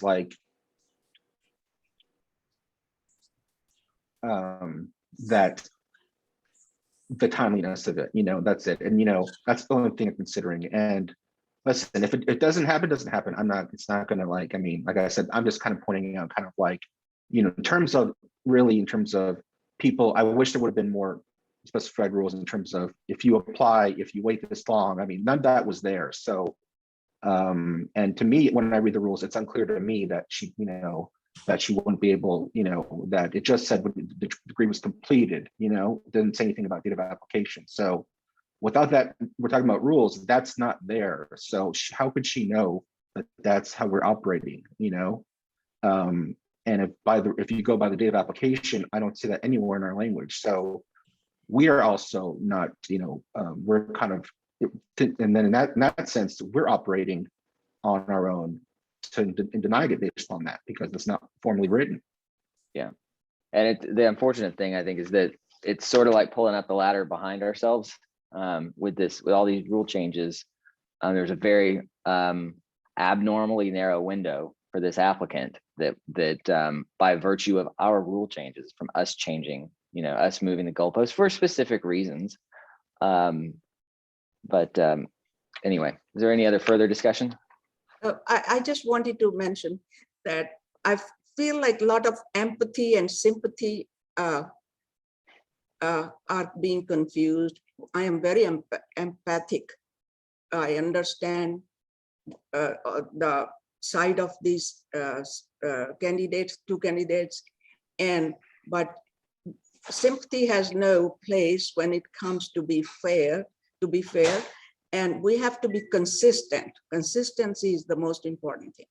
And and I agree with Mr. Spinks that if you keep doing these inconsistent kind of decisions, so many exceptions and all that, and then we would be meeting monthly to maybe make decisions on such things. You have to be consistent, and you have to follow the rules, and you have to, there should be very rare cases when exceptions need to be made, but not on this simple, clear rules that these courses need to be taken, or this internship should be done this way. Whoever doesn't know that internship should have a supervisor is lacking even the maturity to be licensed, in my opinion. So that's the kind of thing I'm thinking about. I'm not confusing sympathy and empathy together. I'm very empathic, but I'm not feeling sympathy here. I don't think anybody's empathy or sympathy is being questioned. I really don't think that. To me, my point is not about being sympathetic, it's about being reasonable based on the rules about what, so I don't think anybody's question is being questioned about sympathy or empathy. It's about what do the rules say? And just like what Gerald said, I don't think sympathy goes a whole lot into the law. It's more about, what it says on paper, the rules. So I think everyone's had a chance. Any other last comments from anybody? So according to the rules, we can't.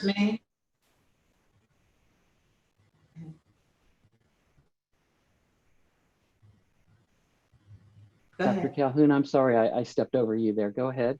No. I was just going to say that the thing that concerns me is that when she completed her requirements for her degree, she met the requirements, the state requirements for certification. And yes, she did wait 4 years, but I don't think her situation is in any way similar to Mrs. Stanley's situation, Dr. Stanley's situation. I wanted to let everybody have a chance to speak here, but my comments included are all out of order. Because there was a vote, it moved for a vote, was seconded. And so again, wanting to give everybody a chance to speak, I'm going to go ahead and call for the vote if there's not any last comments real quick. Well, my comment is that we don't have a position, we don't have the ability to, within our rules to vote on this right now. Other than to deny, we don't have our rules don't allow us to make an exception. So we can either vote to deny or we can table it with the same as Dr. Stanley's, but we don't have the ability to make an exception. We do have the ability to interpret that she's passed the requirements, and that's the vote here in front of us, is to vote to approve or deny the application. And if the board deems her worthy by the virtue of the vote that we're taking, and Daryl, you can correct me if I'm wrong, if we voted to approve in this, we've simply just deemed it to been sufficient. Am I getting that wrong? No, you're not wrong. Okay. With that, I'm going to go ahead. Go ahead. I'm sorry, let me just ask real quick. Would there be capacity to vote to table on the grounds that, yeah, we denied the previous motion, but table on the grounds that we need to flesh out internally what our rules around grandfathering are going to be? In other words, you want to kind of do what you're doing with Dr. Stanley, table it Yeah. until you develop a procedural mechanism? Yeah, because I'm wondering if that might not be the more germane third option here, is because we clearly need to still figure out internally what we're doing in terms of grandfathering. There's been a ton of conversation around that.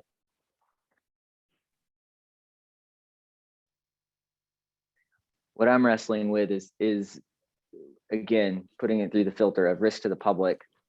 You know, I don't see it. I don't see it in this case. And somebody who met all of the educational standards at the time of our rules, I'm having difficulty with the idea of keeping somebody from practicing who's met all those requirements.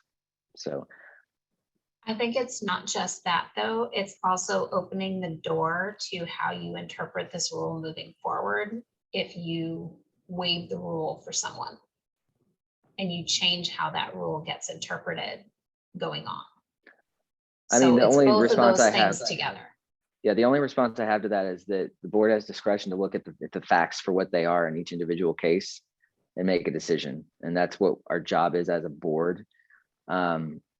Staff can look at rules and apply the rules by the black and white, and that's staff's job. It's our job as a board to look at the facts and make a judgment call based on that. And that is our prerogative. And Daryl's not wrong that if we start making exceptions willy-nilly left and right, people would be beating a path to our door to make all sorts of exceptions. This board has been, in my tenure, been extremely reluctant to make, in terms of not even exceptions, but how we interpret rules. We've been reluctant to interpret them anything other than as they're written. There've been, again, cases where nothing fits cleanly into a box, and we've made decisions and interpreted it the best we can. So I feel like that's where we are today.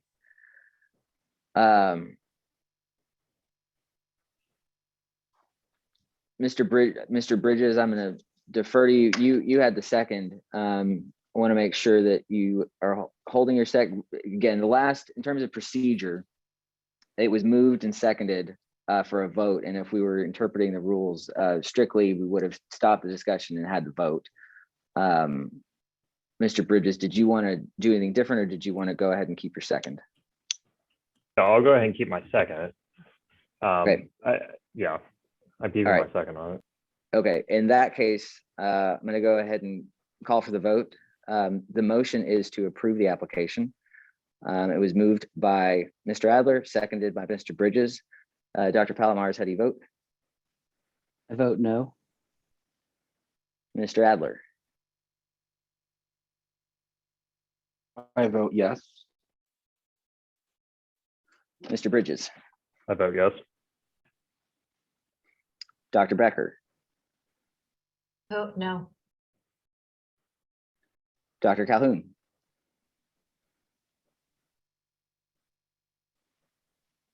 Dr. Calhoun? Yes. Dr. Singh? No. Mr. Zaguris? Yes. The noes being 3, the ayes being 4, motion carries, and the application is approved. Thank you, everybody, for the respectable debate. I know that's contentious, and anyway, thank you for everybody's respect in that process. I would like to have a point in the minutes to note that I voted no because I don't believe that we have that within our rules to allow us to make an exception like this because she did not meet the application rules as written, and we have gone outside of that. Thank you, Dr. Palomares. We don't use the written meeting minutes anymore, but it's recorded. So Yeah, and I appreciate the fact that you put that in there, Dr. Palomares. Thank you. Okay, that sounds like a great time for about a 10-minute break. Right now it is 11:59. Let's come back at 10 past the hour at 12:10. Sound all right? All right, see you guys in 10 minutes.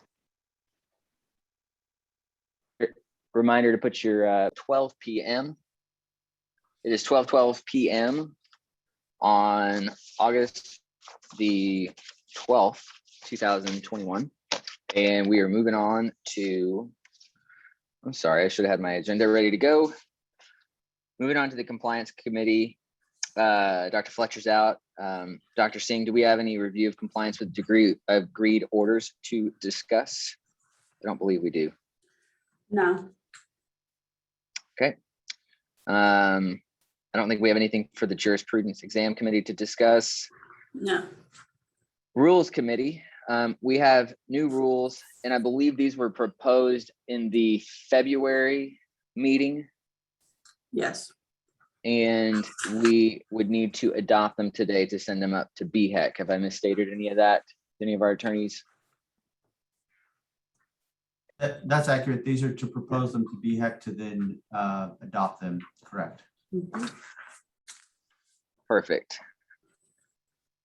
I'm just looking to that page. First one we're going to look at is 463.9, licensed specialist in school psychology.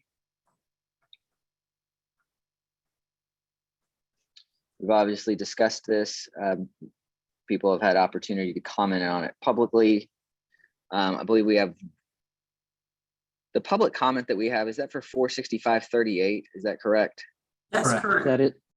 All right, so we'll talk Yeah. about that in a minute. Is there any discussion on 463.9?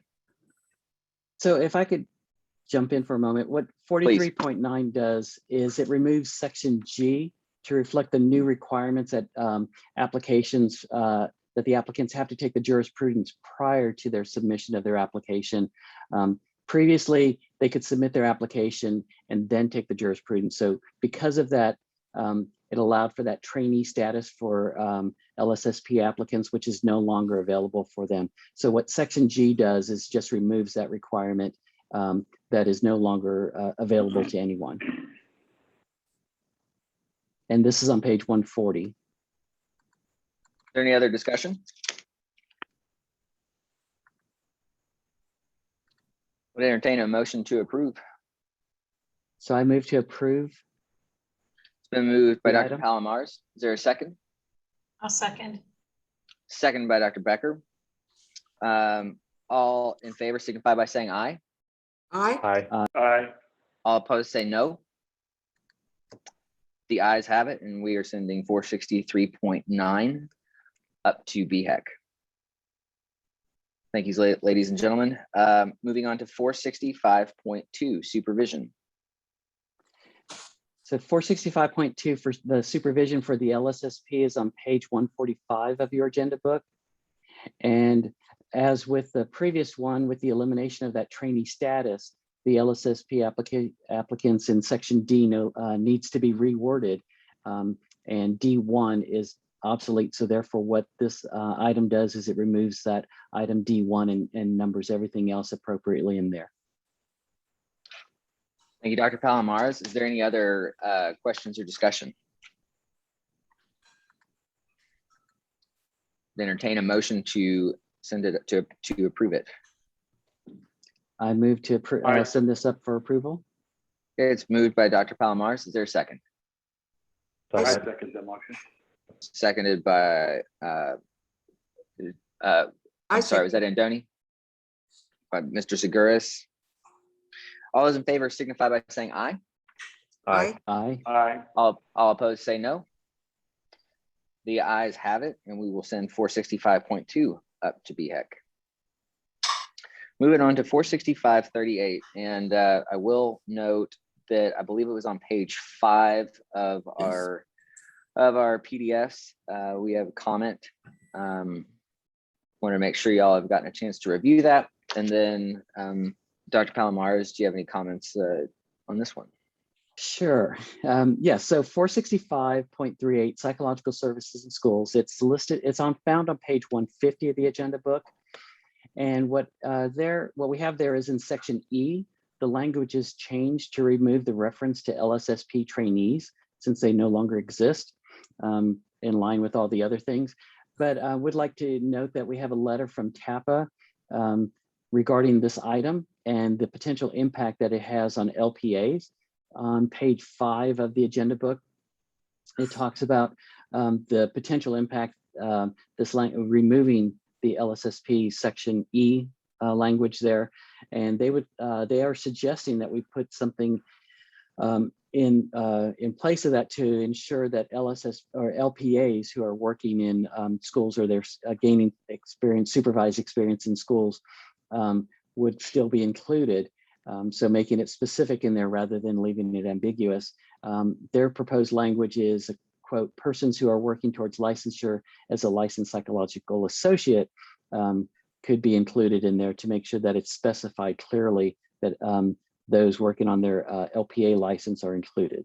So that's the comment from TAPA that was submitted in response to this item. And if anyone has more information on that, I'd like to have that shared. Yeah, I see Mr. Hyde raising his hand. He read my mind. Curious what implications this has from y'all's perspective. So I think one of the reasons this was struck was to delete duplicate provisions and other rules. And if we look at 463.9 in subsection H, it talks about unlicensed, the provision of psychological service in public schools by unlicensed individuals. And part of that talks about an individual enrolled in an internship, practicum, or other site-based psychology program in a regionally accredited institution of higher education. So that would encompass those people that are, interns in a specialist program for an LSSP, but also incorporate other students in psychology programs. So the point I'm trying to make is that the exception that TAPA is asking for is currently already in another rule. And so in my mind, this was deleting a duplicate provision that allowed for that. So I would go ahead. I was going to say, I'd also add this corrects a typo or an error. 463.10 has never been the rule for LPA licensure. It used to be the provisional licensure rule for those of you that remember back in the old days. And 463.12 was a reciprocity or temporary licensure rule. It never had anything to do with LPA licensure. So those are misnomers that we've got in there. That's not even correct. Those rules didn't deal with LPAs. So it makes it look like we are stripping out something that referred to an LPA. We're not. And we're not taking away the LPA's ability to practice in a school if they're working towards their doctoral internship that they need for LP licensure. That they're still going to have that ability. So just to restate it, if we did not include their suggestion, it's not because we disagree with them. It's because we think that it's addressed other places sufficiently already. And what we've got in there right now is just wrong.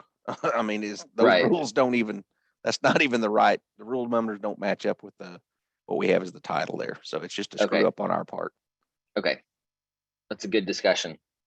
Any other further discussion? Hold on. If there's other places where this rule is discussed and delineated, then why don't we just do we just eliminate 465.38?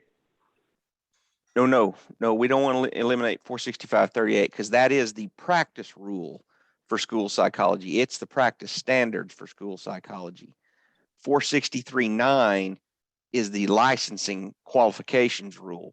When we did that supervision overhaul 5-6 years ago now, I guess, we tried to differentiate in our rules and say, this rule deals with your licensing eligibility.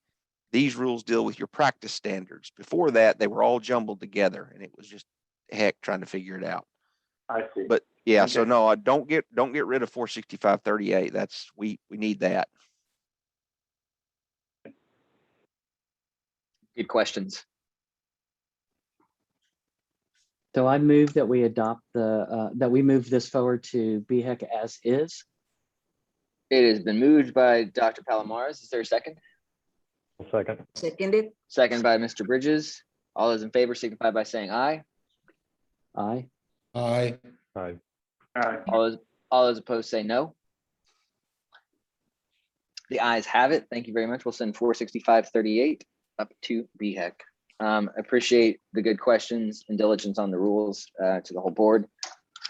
Moving on, discussing changes to the TSB-EP guidelines for using social media. It looks like I saw some typos and grammatical things and clarifications perhaps. Does anybody have any questions, comments on this?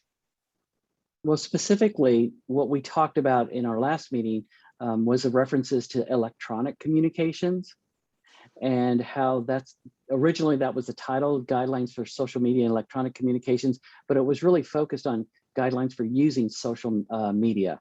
And so the primary changes here, in addition to some of the typos and things, is really removing out the electronic communications component to it and making it all focused on social media.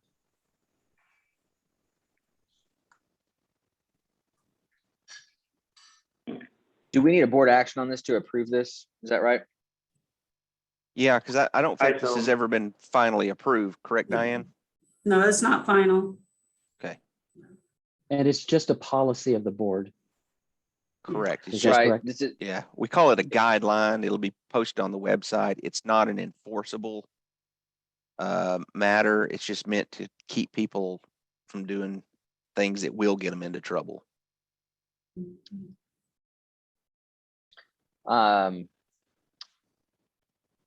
it's sort of is it a safe harbor if you've complied with all of this, we're gonna have a hard time coming after you if you've actually complied with all this. Correct. Yeah. If you'll not do these things, we can pretty much guarantee you'll stay out of trouble. Right. If you do these things, then we can't guarantee that. You take your life into your own hands. Yes. Yeah. To that end, I might suggest one more language change. In the bullet points down there, we do a pretty good job of staying on positive language, but there are 2 points that start with do not. And I might suggest that we avoid do nots if we are not being directive, but more guiding. Yes. So Are you talking we about the might do wanna- not provide professional or psychological advice to specific patients online unless this is done via the Yeah. secure patient portal? Yeah, Yeah. the only thing there that I can recall, and Daryl or Mr. Hyde, step in if you want to add to this. I feel like during the emergency declaration that the governor had that relaxed a lot of the rules, or maybe I take that back, it wasn't the governor, was it a federal thing that relaxed HIPAA that they were allowing? U.S. Department of Health and Human Services. Okay, there you go. Wasn't the governor. HHS. Yeah. So that's obviously carries the weight more of actual rulemaking in terms of how people could provide services online. But obviously, like, you shouldn't, as a general rule, you shouldn't be providing psychological services over TikTok. And so that's where this do not language, why it's probably good to have it in here. Do we want to delete it or change it, or what would you be suggesting? I'm just suggesting something more along the lines like providing professional or psychological advice to specific patients online without using a secure patient portal of your practice or institution may put your license at risk.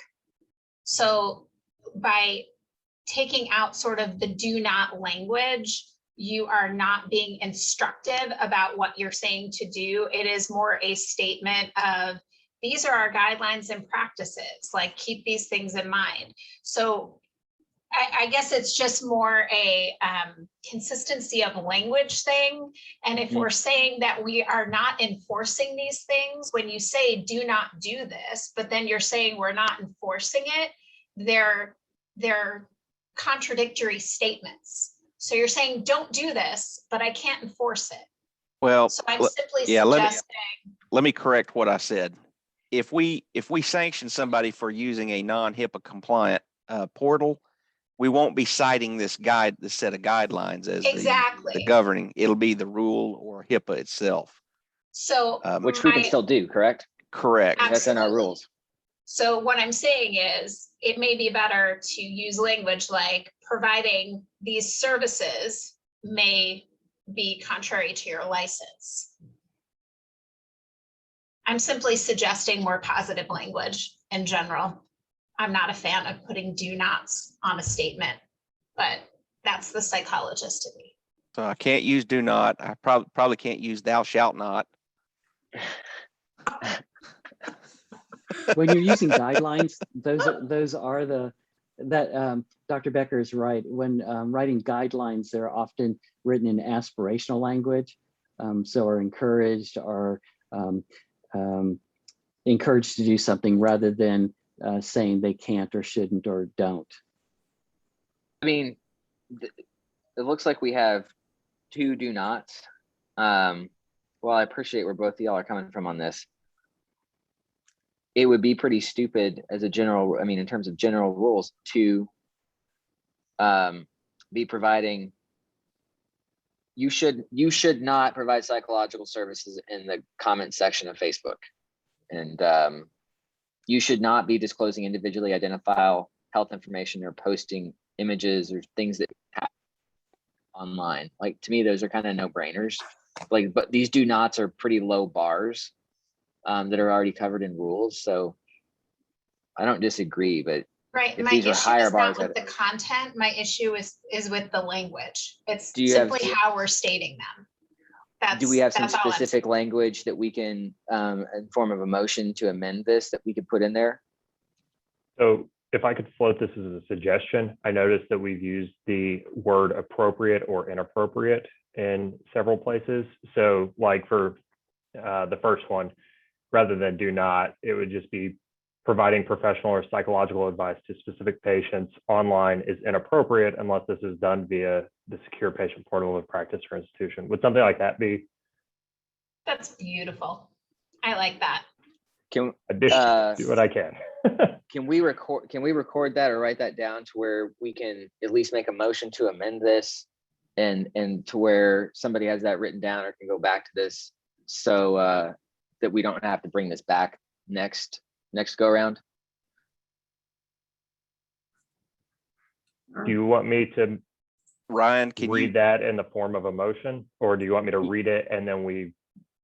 My question is Daryl or Ms. Moore, is us reading it in specifically in a motion? Can you go back and find this to make sure that it gets incorporated correctly, Yes. just mechanically? Okay, Yes. then yes, let's somebody make a motion with language that we like, and let's get it amended in. Or maybe even if there's a motion to approve with this language, to do it in one vote. If it's not contentious, we can just do that. what I would recommend, Mr. Bridges, is that you give the language that you're suggesting. That way, if y'all have to debate it, it's not already embedded in a motion. Then once it's agreed upon, somebody just say, so make those changes. Okay. Move to make those changes, adopt those changes. So for the first bullet point, it would be providing professional or psychological advice to specific patients online is inappropriate unless this is done via the secure patient portal of a practice or institution. The second bullet point would be disclosing individually identifiable protected health information or posting images or videos online is inappropriate. I see, Doctor. Yep. Okay. That So works for motion? me. I don't know how other people feel, but yeah, So Dr. Becker, you can say so moved. I motion to approve that language. Okay, so Dr. Becker's moved. Who's got the second?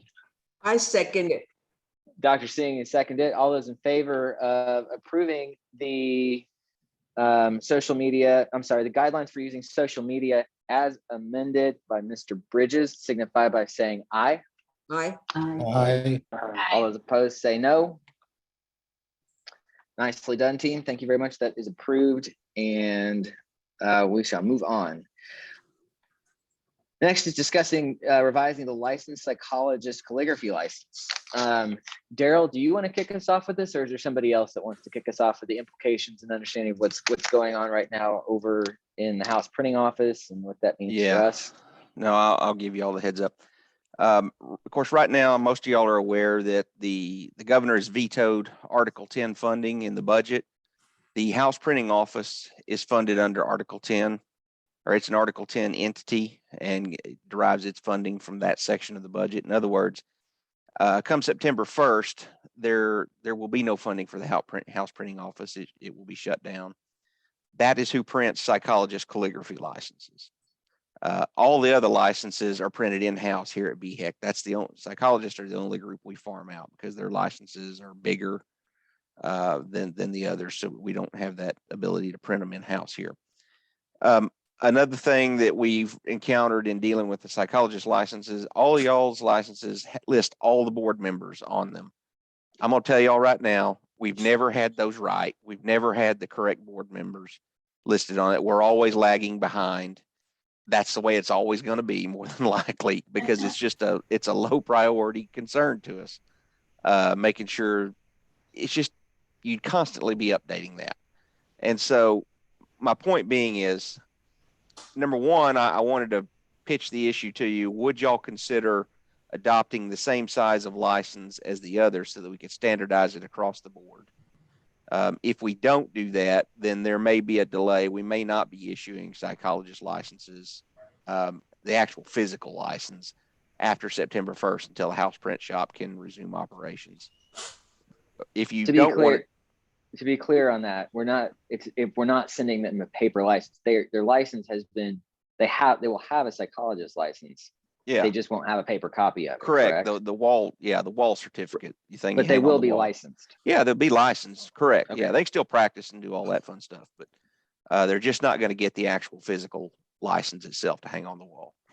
So we've got that issue. Number one, I wanted to talk with y'all about, see if y'all would entertain that. If not, if you don't want to entertain that, then at the very least, either way, I need y'all to consider removing the board member signatures on the license. It ain't working. There's also no point in having my signature on that license. I think probably we just need the chair's signature on it and the state seal. I sent you hard copies of each so that you would have physical documents to compare the size of. Now, I think the license you got you probably have just plain old paper, would be my guess. You don't have the true calligraphy parchment type paper that stuff actually gets printed on, but the paper's comparable to both. It's a little different between the psychology license and what we print in-house here, but it's not enough there's no substantial difference between them. They're basically the same. But anyway, that's the issue, or those are the issues. So I'll answer any questions, take any questions y'all have. My question too is that I'm not going to pretend for a minute to think I know what the legislature will do or how this is going to play out. That said, the entire legislative council, literally every staffer in state government their paychecks are on the chopping block. I don't really know how that sorts itself out, but I imagine that cannot last that long. So there's definitely a chance that we have a disruption, but I can't imagine that disruption is going to go on for months and months and months. It feels like that might be a speed bump. And so Is there any other concern of getting rid of the calligraphy license other than that hiccup? Other than the fact it costs more to do it. I mean, it is more expensive to have it farmed out to an outside entity, whereas we can do it a lot cheaper and faster here in the office. Now, the cost difference, Brenda, do you know what it costs us to have it printed over there? I should have asked. I should have known this before we got here. I'm curious to the psychologists in the group, how much, my real estate license from the real estate commission comes on a postcard and I'm supposed to put it up in my office. It's there. Nobody's ever looked at it and nobody cares about it, but it's just a little computer printed postcard. I'm curious, how important and how much do you appreciate having the calligraphy license on the wall?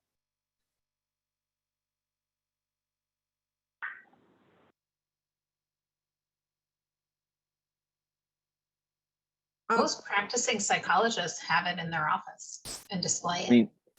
Is that my question? Is that if that went away, would that feel like? Sometimes with the calligraphy licenses, I feel like that's kind of a holdover from, other generations, and it's not a bad thing. So I'm just curious how important, if that is, if we were going to get rid of that. You're asking two different questions because one, we're required to display it, and two, it's pretty much a standard of practice. And so I think most people do display it in their offices. Mine's right back here. You guys can't see it, but mine's hanging on my wall. So I think. Can I say something? I think Please. you do need to have some kind of paper copy that looks official and decent, and that you can display in your office, frame it and be proud of it and show it off. But it doesn't have to be done by the another company. With the current technological advancement, we can print at home most wonderful, beautiful certificates. So I don't see why the office, Texas State Board of Examiners Psychologist office cannot print their own certificates. And also, I know the issues we're not discussing about the signatures. I think one single signatures of the chair of are sufficient. And we don't have to have all board members' signatures. But a nice looking paper is important to, at least to me, to be able to frame and put in my office. I'd say of the two, the one from the House printing office is going to be the better looking of the two. What's the question again? I'm just commenting that I think of the two that we have, the House printing office is probably the better looking of the two. Yes. Not that the other one looks bad. That's right. That's right. But the size is different. And I like the one that you signed. I like that very much. It's very neat and very nice. And sometimes a lot of signatures and all that. Actually, I can't even see the signatures on my, mine is so old, they're all faded away, is gone. So there are no signatures left on mine. But I think a nicely printed, beautifully done in-house certificate would be very much appreciated. Daryl, the cost for the calligraphy license at the House Print Shop is $2.50 each. And also Marcella had wanted to remind people that we don't send them over each time. We get a list. We do it in batch. We do it in batch. And this is, I don't know if you can see the color. It's very similar to the color of the current calligraphy license that psychologists receive. It's a ivory color and it's on parchment paper. So this is actually the parchment paper. I know it's probably hard to see. It looks a little white, but it is cream colored. I like it. I know there's a pretty good, I say pretty good. I know it seems like it's a month, 4 or 5 week turnaround from whenever we send batches. Oh, is it Brenda? Is it when we send them over there? Yeah, it it's takes us usually 4 or 5 weeks to get them back. From the time Marcella gets it, processes and everything else, it's about a 3-month turnaround. Okay. 3 to 4 months, Marcella just thinks. So when she does it now, if you guys choose to do that, then as soon as she licenses them, she could sit the paper in the machine and send it out. So it'd be gone that day versus 3 to 4 months. So for me, I've always had it framed and in my office or wherever I'm in practice. And I'm a traditionalist. I do like the large certificate and all the signatures on it of the members of the board at the time when it was signed. So that's my preference, my personal preference, but I do understand the economics here. I think in this glitch in time that we have with the delay that we see impending from the state, I'm not sure how much, and I know psychologists, it's one of those things, waiting for that certificate or waiting for the actual certificate to come in the mail is an important thing, but I think having an extended delay because of that is not an issue. So for me,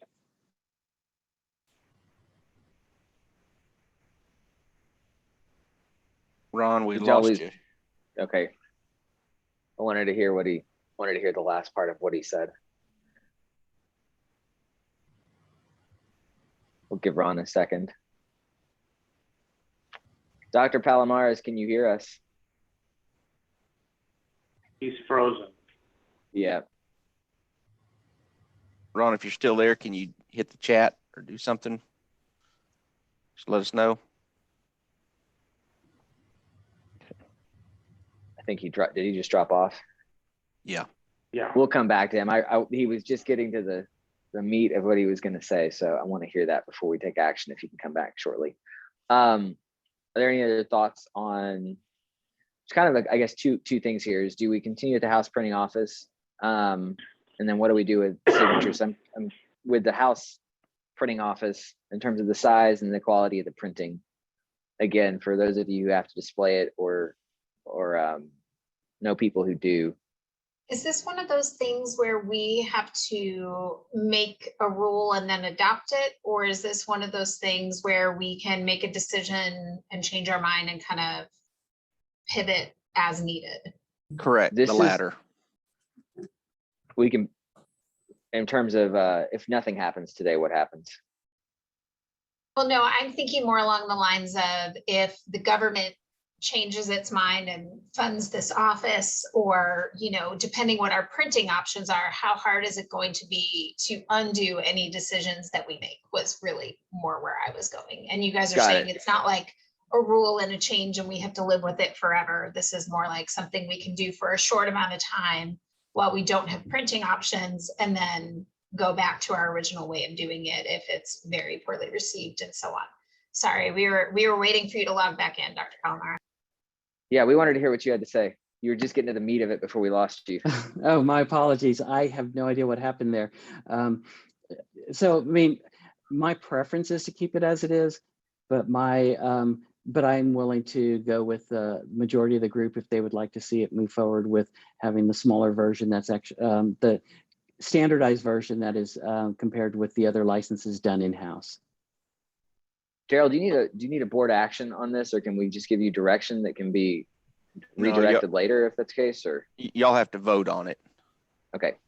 Before we vote, do you think the graduates would mind paying a small fee to get the nice large calligraphy diploma? I will say, as ridiculous as it sounds, it is so expensive in our state to become a licensed psychologist that I think that incurring any more costs to get licensed in this state would just be insult to injury for more graduate students that are coming out with debt anyway. Even $5 for their license at this point is, no, I would not be.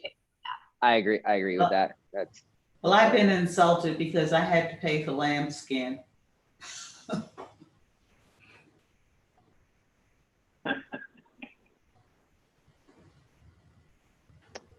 I will say this, I wouldn't let the whole budgeting issue with the house print shop really guide your decision.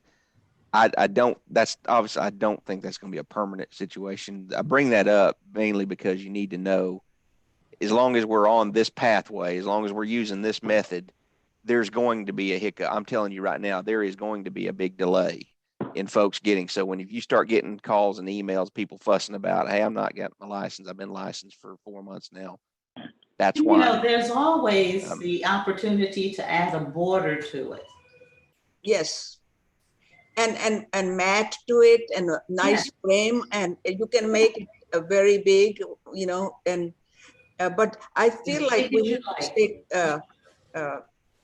I mean, it can be made very pretty in-house printing, colorful and all that, and which will outdo the largeness of the just black and white one that I have. There's nothing to it, it's just taking up more space and bigger frame. It is not any prettier than any smaller certificates I have that are colorful and nicer and with nice seal. So it can be made very attractive with the standard paper. I want to echo what Dr. Becker said about for what, I guess add on to what Dr. Becker said, for what it costs and the time, the effort, the heartache, and the commitment that it takes to get this license. I want to be sensitive to, I don't want the perception of we're downgrading your license. So if it doesn't make that much of a difference, then great. I've heard from Dr. Palomares, who said, you know, the size of it, he likes the size and the style of how it is from the house print shop. I want to be sensitive to that to make sure that to those who have earned this license, that the piece of paper we send them doesn't feel diminished. I wonder if there's room for some public comment on it. So what I'm hearing is that we're kind of in this position where it makes a lot of sense for us to move in-house, at least for the short term, until the government agency decides if they're even going to give the office back. So I wonder if there is room for us to sort of put out to a statement and saying, in the interest of getting licenses to individuals, we've changed to an in-house printer and we've had to change the formatting of our licenses, you know, for the time being. And we're interested in hearing feedback on that while we're doing it this way, and see what the public has to say about the new licenses. I mean, is that inviting horribleness? No, I think come if from we a don't, QI background, it seems to me like maybe the public should have some say in this a little bit. if we don't do a change on the house print office now, there's going to be a delay of getting the paper out to licensees. And we would just have to deal with that. I do think that it sounds like today we have to make a decision on the format of that, of signatures and whatnot. So Daryl, would that be an unacceptable solution to make a decision on signatures one way or the other, and leaving things at the house print office and solicit public comment for that if anyone cares for the next meeting, or does that create more problems for you? I would like a decision on whether to leave or remove the board member signatures on the license. I need a definitive statement on that, because if y'all want that left on there, then I've got to come up with the time and start pestering I got to gather up all those signatures and get all that stuff digitally scanned and all that fun stuff. Daryl, Jenny said we can't do signatures on 8.5 by 11. I know, but Okay. I'm talking about the full size. I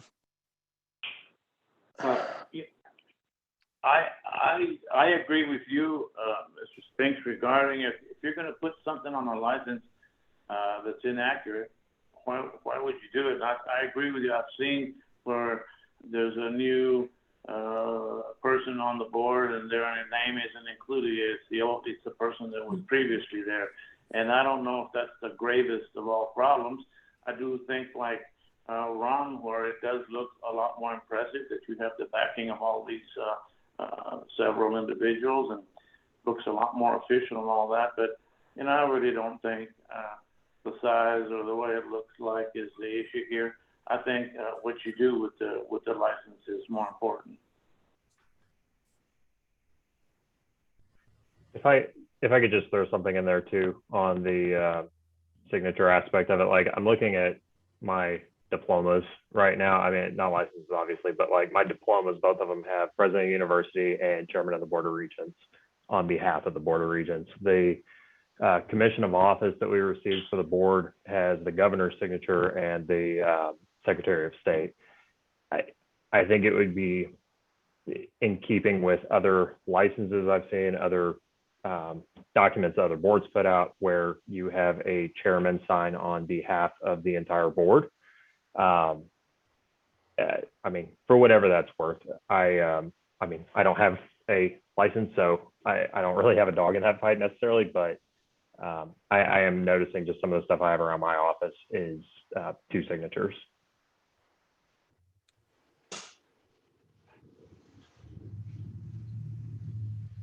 All right, so is there any, it sounds like we can take one of these. Do we have consensus on the idea of giving Daryl direction on the signatures?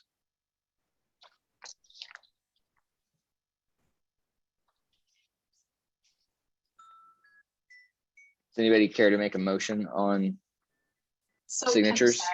I'm sorry to keep going at this, but so for the in-house printer, we can't print the larger paper, or we can, but we cannot. We cannot. Okay, got it.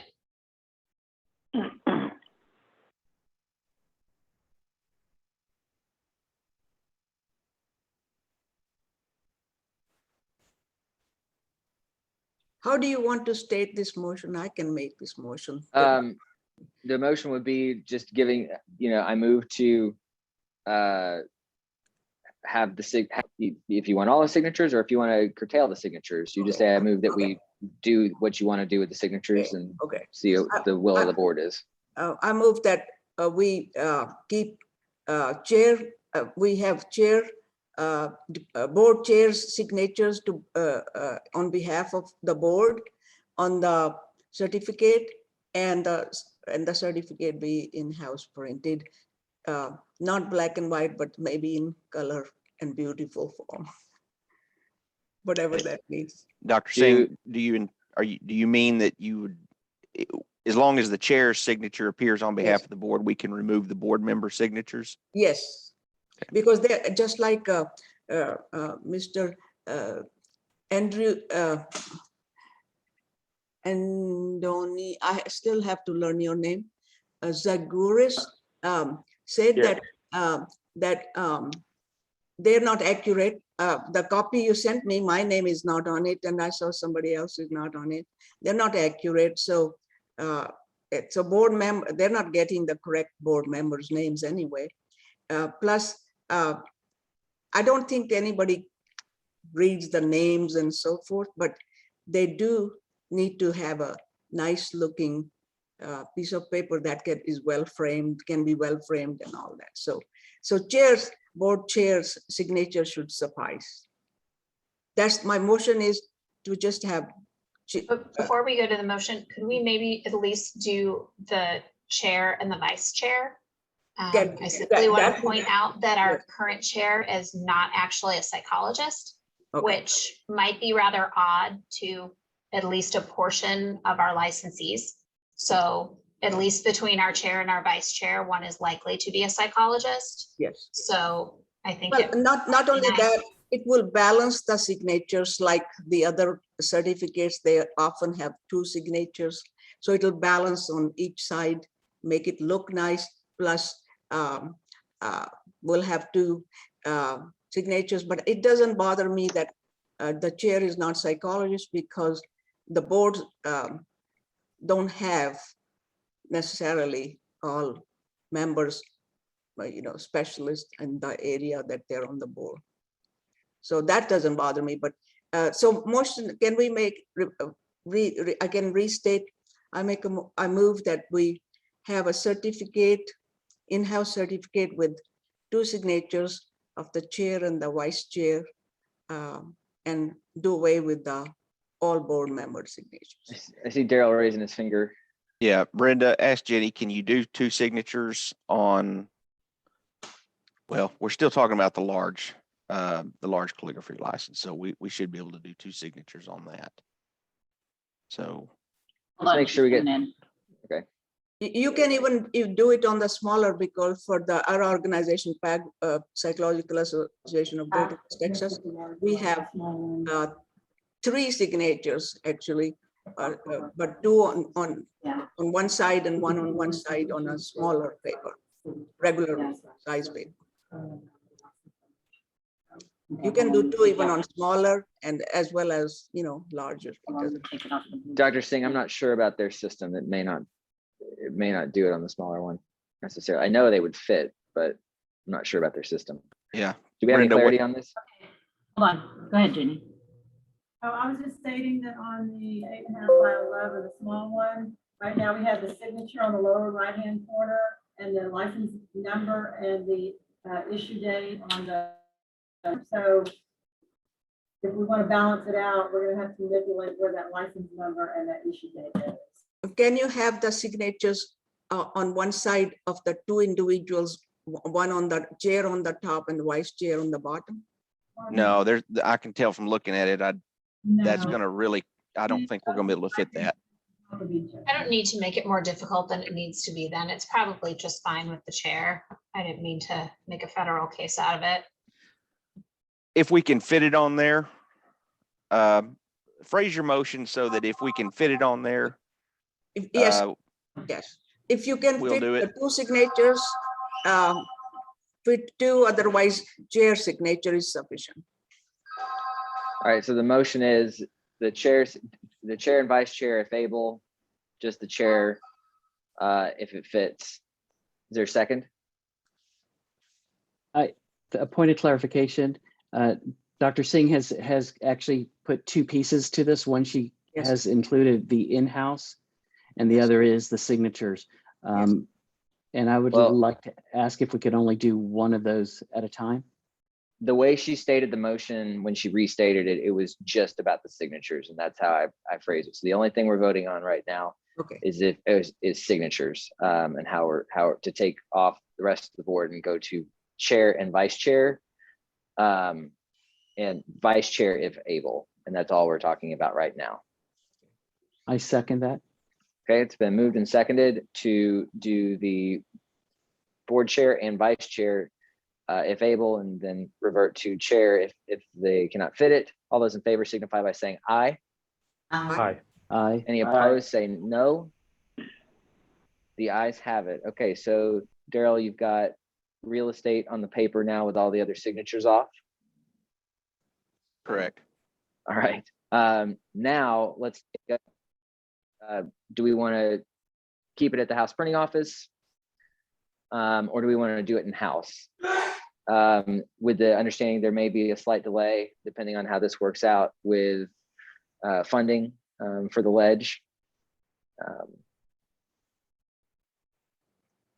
To Dr. Singh's point of doing it, that there's ways of doing things now that are amazing, even in these small boxes that you buy at the the print shop, whatever, the Best Buy.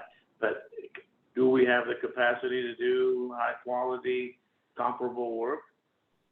It's not going to be different than what was sent, I don't think. And Daryl sent out what they would do in house versus what the house printing office would do, and I think those are essentially our two options. Is that right, Daryl? Yes. Now it will be on the parchment style paper, but what you saw as far as being that smaller certificate, if you go with the smaller one, that's what it's really going to look like, possibly with the addition of the vice chair signature. I would like us to consider keeping it with the printing office as kind of as a stepwise process at this point, and look at that in a year or two. Would you like to make that form a motion? Sure. And the rationale behind my motion is, I think as we're beginning to change these things, it's striking. I mean, these are some major changes to psychologists. And so therefore, my motion would be that we would continue having the licenses printed at the state printing office, with consideration of changing that in the future or reevaluating that within a year. It's been, do you want, we'll leave okay, it's been moved to keep it at the house printing office and to reevaluate that within the year. Is there a second? I'll second. Wait, Seconded by Mr. Bridges. All those in favor signify by saying aye. Aye. To keep it at the printing office. Any opposed, say no. The ayes have it. So, okay, so we're going to 2 signatures or 1 and remaining at the house printing office. Understood. Perfect. Thank you everybody for that discussion and working through that. We need to talk about proposed meeting dates for November 2022 through July of 2023. So we've got November 10th, 2022. Have we set that out already? Do we need to approve that? We need to approve the dates. Okay. Does anybody have any issues with these dates? Just as a point of curiosity, I'm curious why in 23 we're moving to a January, April, July schedule over, I mean, it's been what, February, May, August for years. So I'm just curious as if there's a rationale behind it or if that's just the way it worked out. Yes, we're moving it so we're able to meet before the council meets. So Okay, right. that way, if we have rules or anything that needs to go to the council meeting, we have time to prepare that information so the council can take actions based on any recommendations that we present to them. That makes Brian, sense. that was a really good question. So when would I assume there'll be, excuse me, another one in 2023, right? After July, there will be one more meeting that year.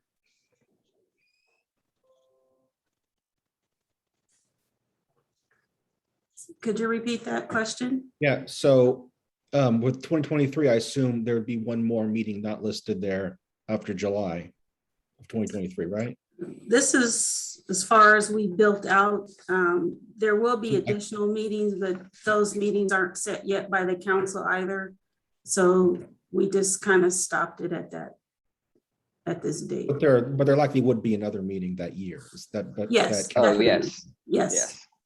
All right, probably around October, right? Is that what it looks like? Just Possibly. Probably meet in October. Yeah. what's that? Would probably meet in October. Yeah, okay. So yeah, September, October. So are we also intentionally moving to Wednesdays? Didn't really look at what date that was on, but we can take a look at it. Oh, never mind. I was looking at 2022 and not 2023. Okay. That would probably do it.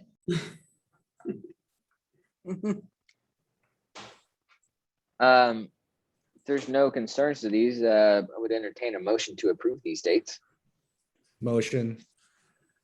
by Mr. Adler. And a second. Yes. Second by Mr. Zaguris. All those in favor signify by saying aye. Aye. Aye. Aye. All right. Any opposed, say no. The ayes have it. Thank you very much. Moving on, recommendations for agenda items for the next board meeting. I do believe that we need to put, we talked about this earlier, discussing the statute and rules regarding temporary licensure, that's going to be a future item from we discussed earlier in the meeting. Any other suggested items from members or staff? If you think,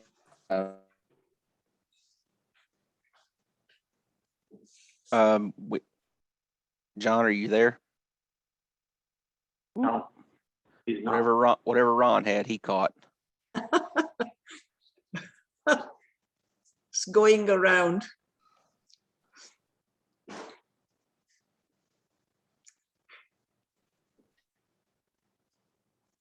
Maybe it.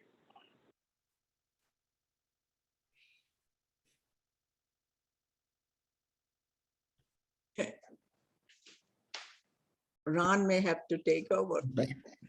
He's back. what happened? Did anyone else have any other, when was the last thing y'all got? I think you're good to adjourn. I was just, I have one question also. yes. Nice try, Diane. Perhaps the reels. Is there Perhaps any the further real- direction about us meeting in person in the future or anything latest with that? Because I know we all have our own personal feelings about it. Have you guys Yep. heard anything? I have not heard anything about it. A lot of that depends on the governor's declaration. Daryl, do you have any, or Mr. Hyde, do y'all have any insights on the legalities and guidelines of when we get back in person? What's going to happen? I mean, you're free to meet in person now.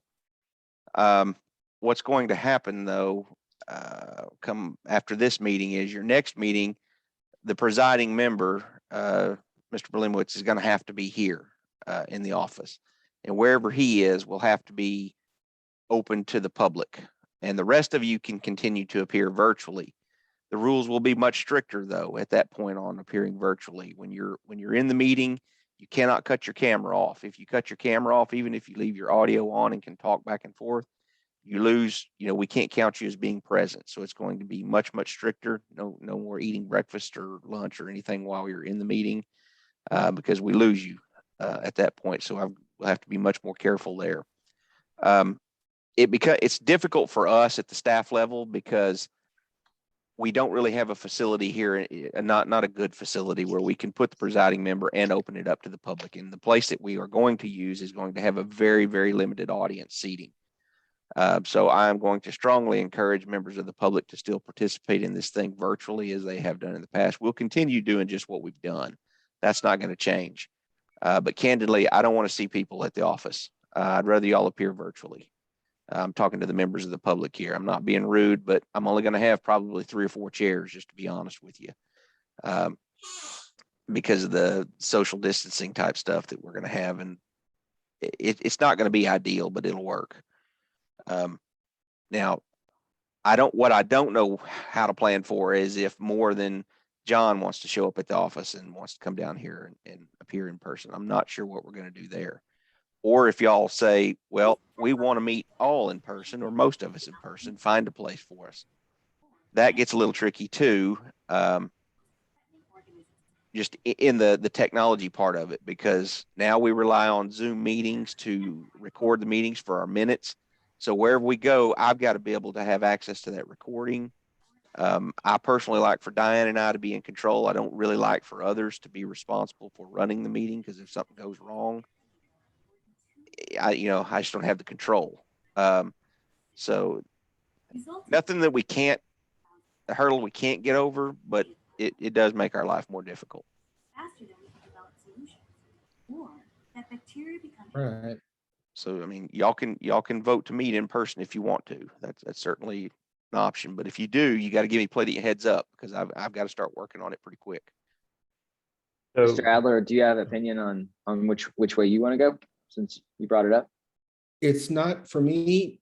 Sure, I'm concerned about, the COVID, which seems to, be, permanent fixture in our lives, but it's also about, me being able to, like, the disruption in my professional life, kind of my career. Like, I have to take several days off work.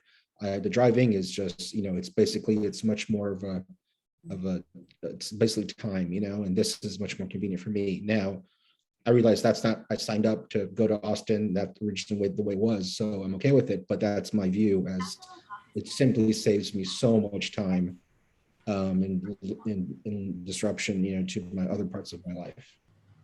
Yeah, and those same reasons why this is actually, I think, been good for engagement with the public, because it makes it a lot more accessible to the public without disrupting their lives too. So I'm glad that should still be a part of whatever we do, whether we're in person or part in person, to still have that participation. So any other comments before we on this topic? Okay. Mr. Adler, thank you for bringing that up. Motion to adjourn if no further comment. I have a comment. I'm sorry to belabor it, but regarding the discussion on the online work that we do, I just would like to tell you that what we consider today has brought a lot of anxiety upon me, because I just took a job doing crisis counseling with school districts. And so here I am listening to this board act today, and I deal with some serious problems that we don't even want to discuss. And so I'm wondering, how do you control a situation that you're doing on a computer screen that you used to do in person, where you had a total control over this person that may be out of line? And so then you all have, we have enacted a rule today, or not a rule, but an understanding that we can't count on these online agencies that we work for to be the protectors of the information and having this, quote, secure connection. So I will assure anybody listening that it's your responsibility to make sure before you get into this stuff that you do protect the identity and the personal information of the people you're working with. Absolutely. One other thing, Mr. Chair, I forgot. We were talking about subjects for future board meetings. It's my understanding that we want to visit with the Rules Committee about a mechanism on the LPA side about waiver, kind of similar to what we've done for psychologists, waivers, modifications. Yes. Is that something? Yeah, we should we should definitely put that on the agenda.